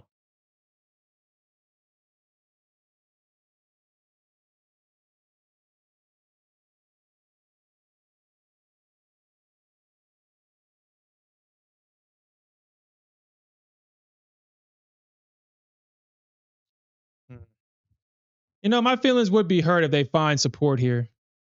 Actually, let me see that ES trade. Let me see. Ooh, ooh, ooh, ooh. ES. All right, ES. You just shown that you're not a part of my team. That behavior right there just shows me that you're not a part of the team. You're only here to extract money from my account and not put money in it. So, uh, that little missing my target by or my limit entry by a tick crap. Yeah, you're not a part of the team.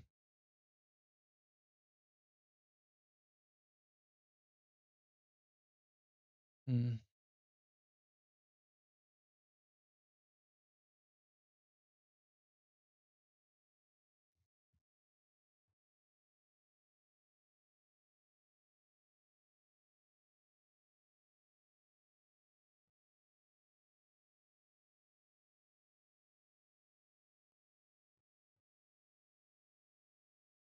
Where's your 50 at?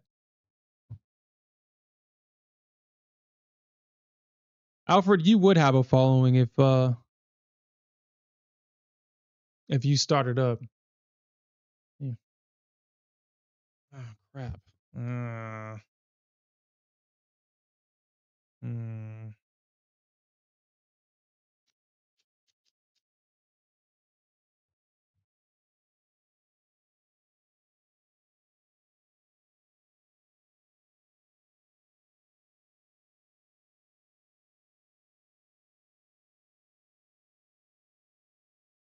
You say like to fail in peace.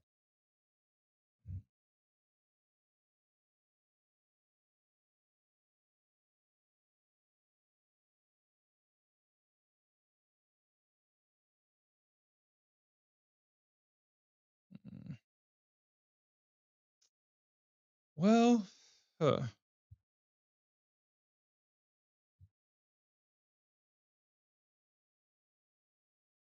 Mm. Mm. All right. So, mm.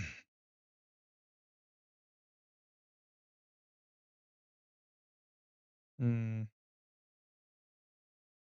Mm. Not gonna lie, this is tough. This is a tough one. This is definitely tough.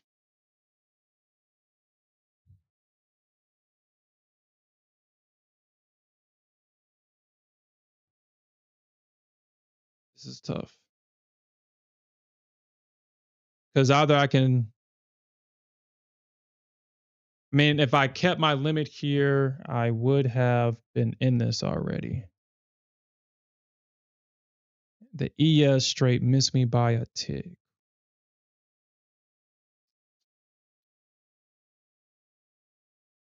Hmm. Is this the Nasdaq giving me an opportunity to get into this?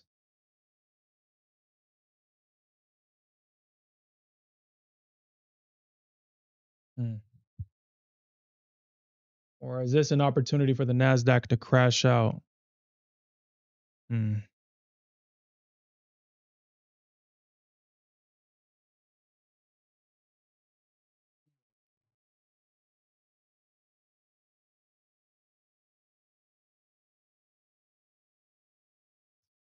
Hmm.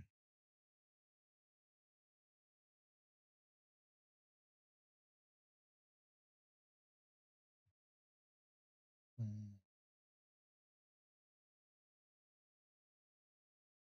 We'll see what it does here at the 50 EMA. Shit.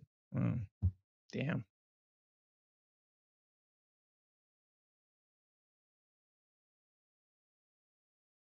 Let's see what it does here.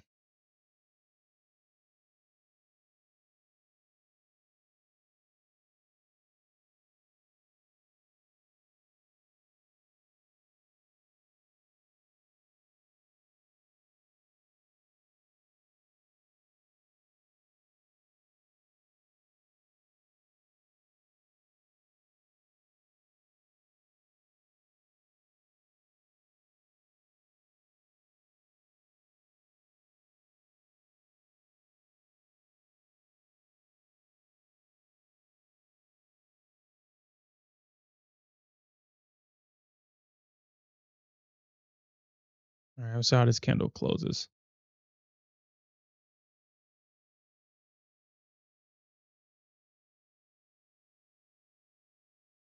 This is a very aggressive re-entry. I would have had a better entry here, but this is an aggressive re-entry for sure.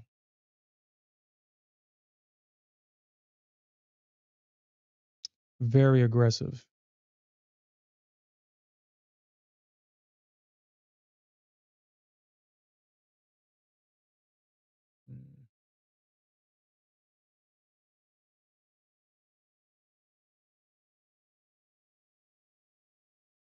Take the bulk of this off at that second target.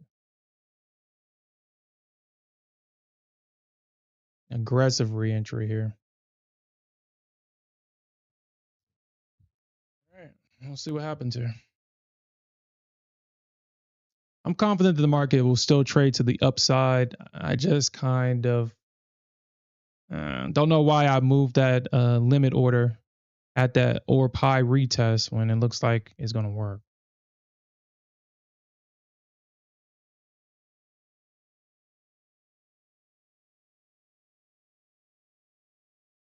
But aggressive reentry.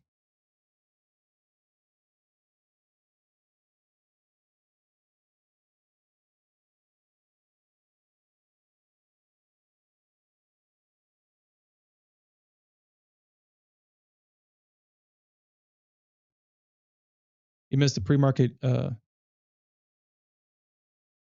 right, ES, you are off the team.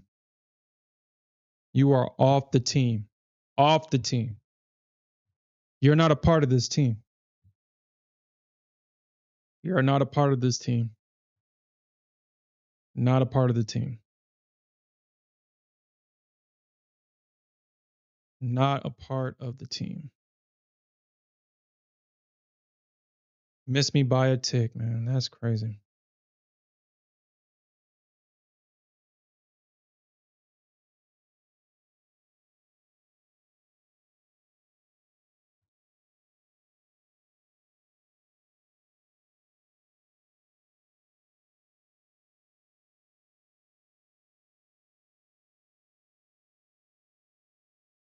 Shit, I did, Cave Trader. I did.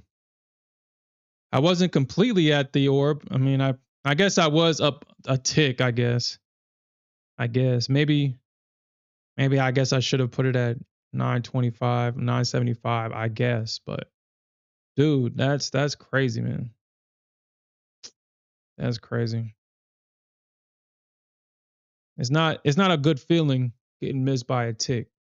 That's why I just moved away from the ES. It's not a good feeling.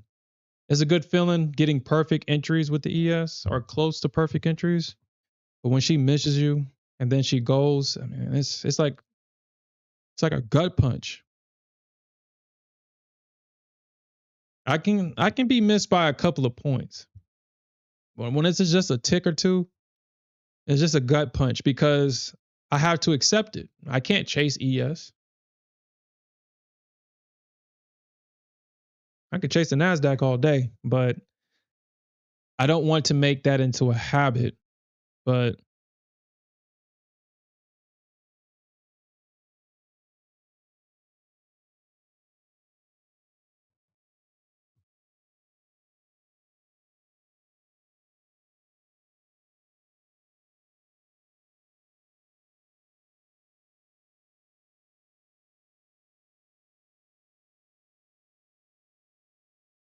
don't want to make that into a habit.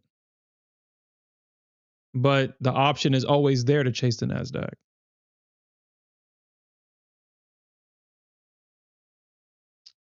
Hold on, I only got three. Hmm.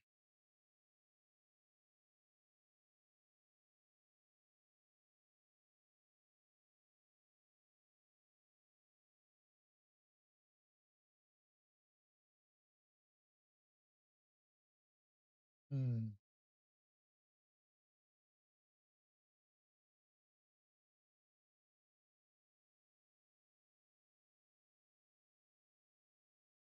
Yeah, cancel that order.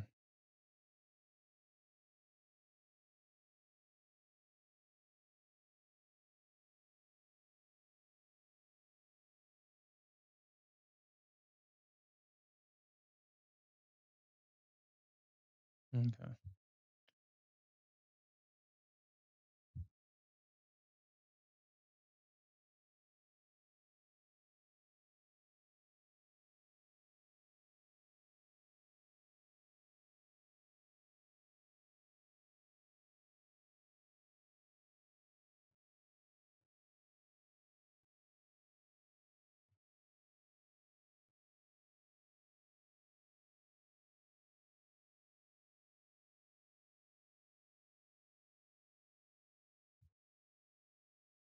Damn, ES is like that. Oh, that's crazy, man. That's crazy. All right. Alfred, when I say that that the ES, well, actually, so for those that trade NinjaTrader 8, NinjaTrader 8 is having another competition. This time, it's only is strictly trading the MES, and they're only allowing you to trade 10 MES contracts. That's it. I don't know if they're allowing you to swing. I guess we'll test that out. But I joined the competition. 10 MES contracts is definitely going to be challenging, but we definitely will achieve that goal. I will trade the ES in that account because I mean I ain't got no choice. But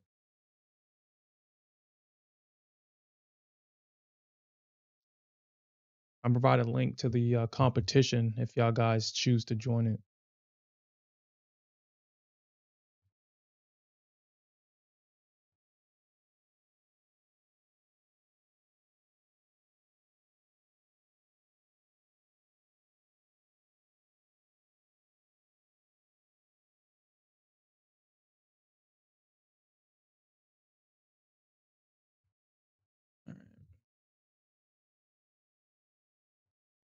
All right, so that's the competition right there. If y'all guys choose to want to join, it's only MES, 10 MES contracts.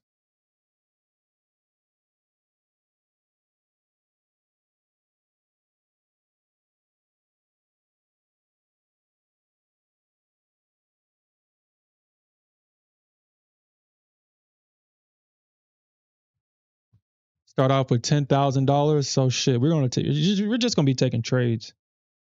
Uh, we're definitely gonna just take trades in that account.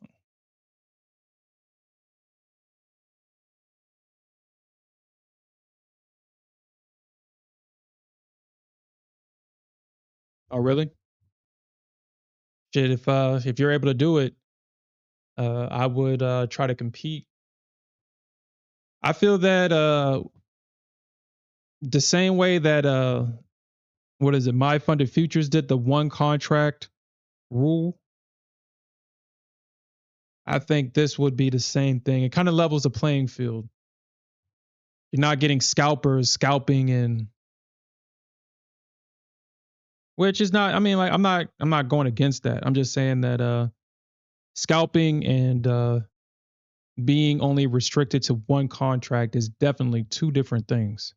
You can make a lot of money just being right, being scalping. And like I said, it's not a bad thing at all, but it levels the playing field when you're only allowed to trade 10 MES contracts.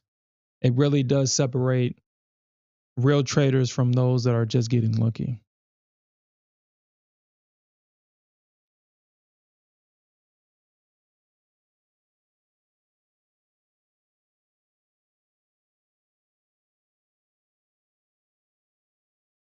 And that one contract, it's not fun. If y'all guys remember, me and Smith was going neck and neck. I think we was up. He would go up. I would be up 20,000.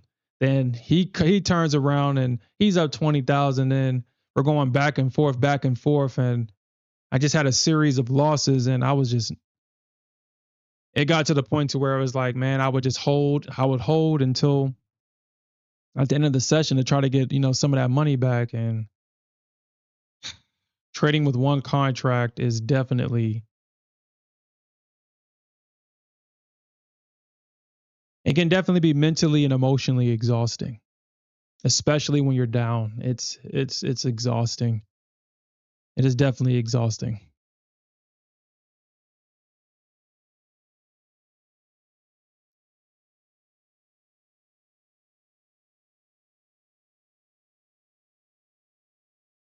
But I will be trading the ES in that account.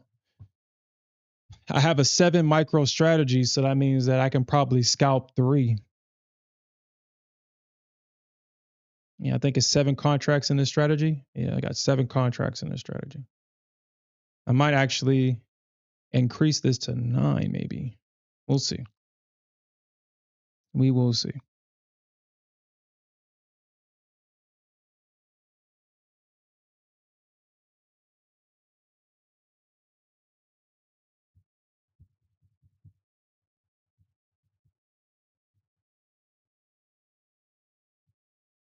But all right, guys, that's it for me. I'm out of time for this session.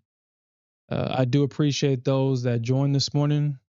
We'll definitely come back later on tonight, and we'll definitely look for more opportunities to earn some more money. And with that said, peace out, everybody. Have a good day.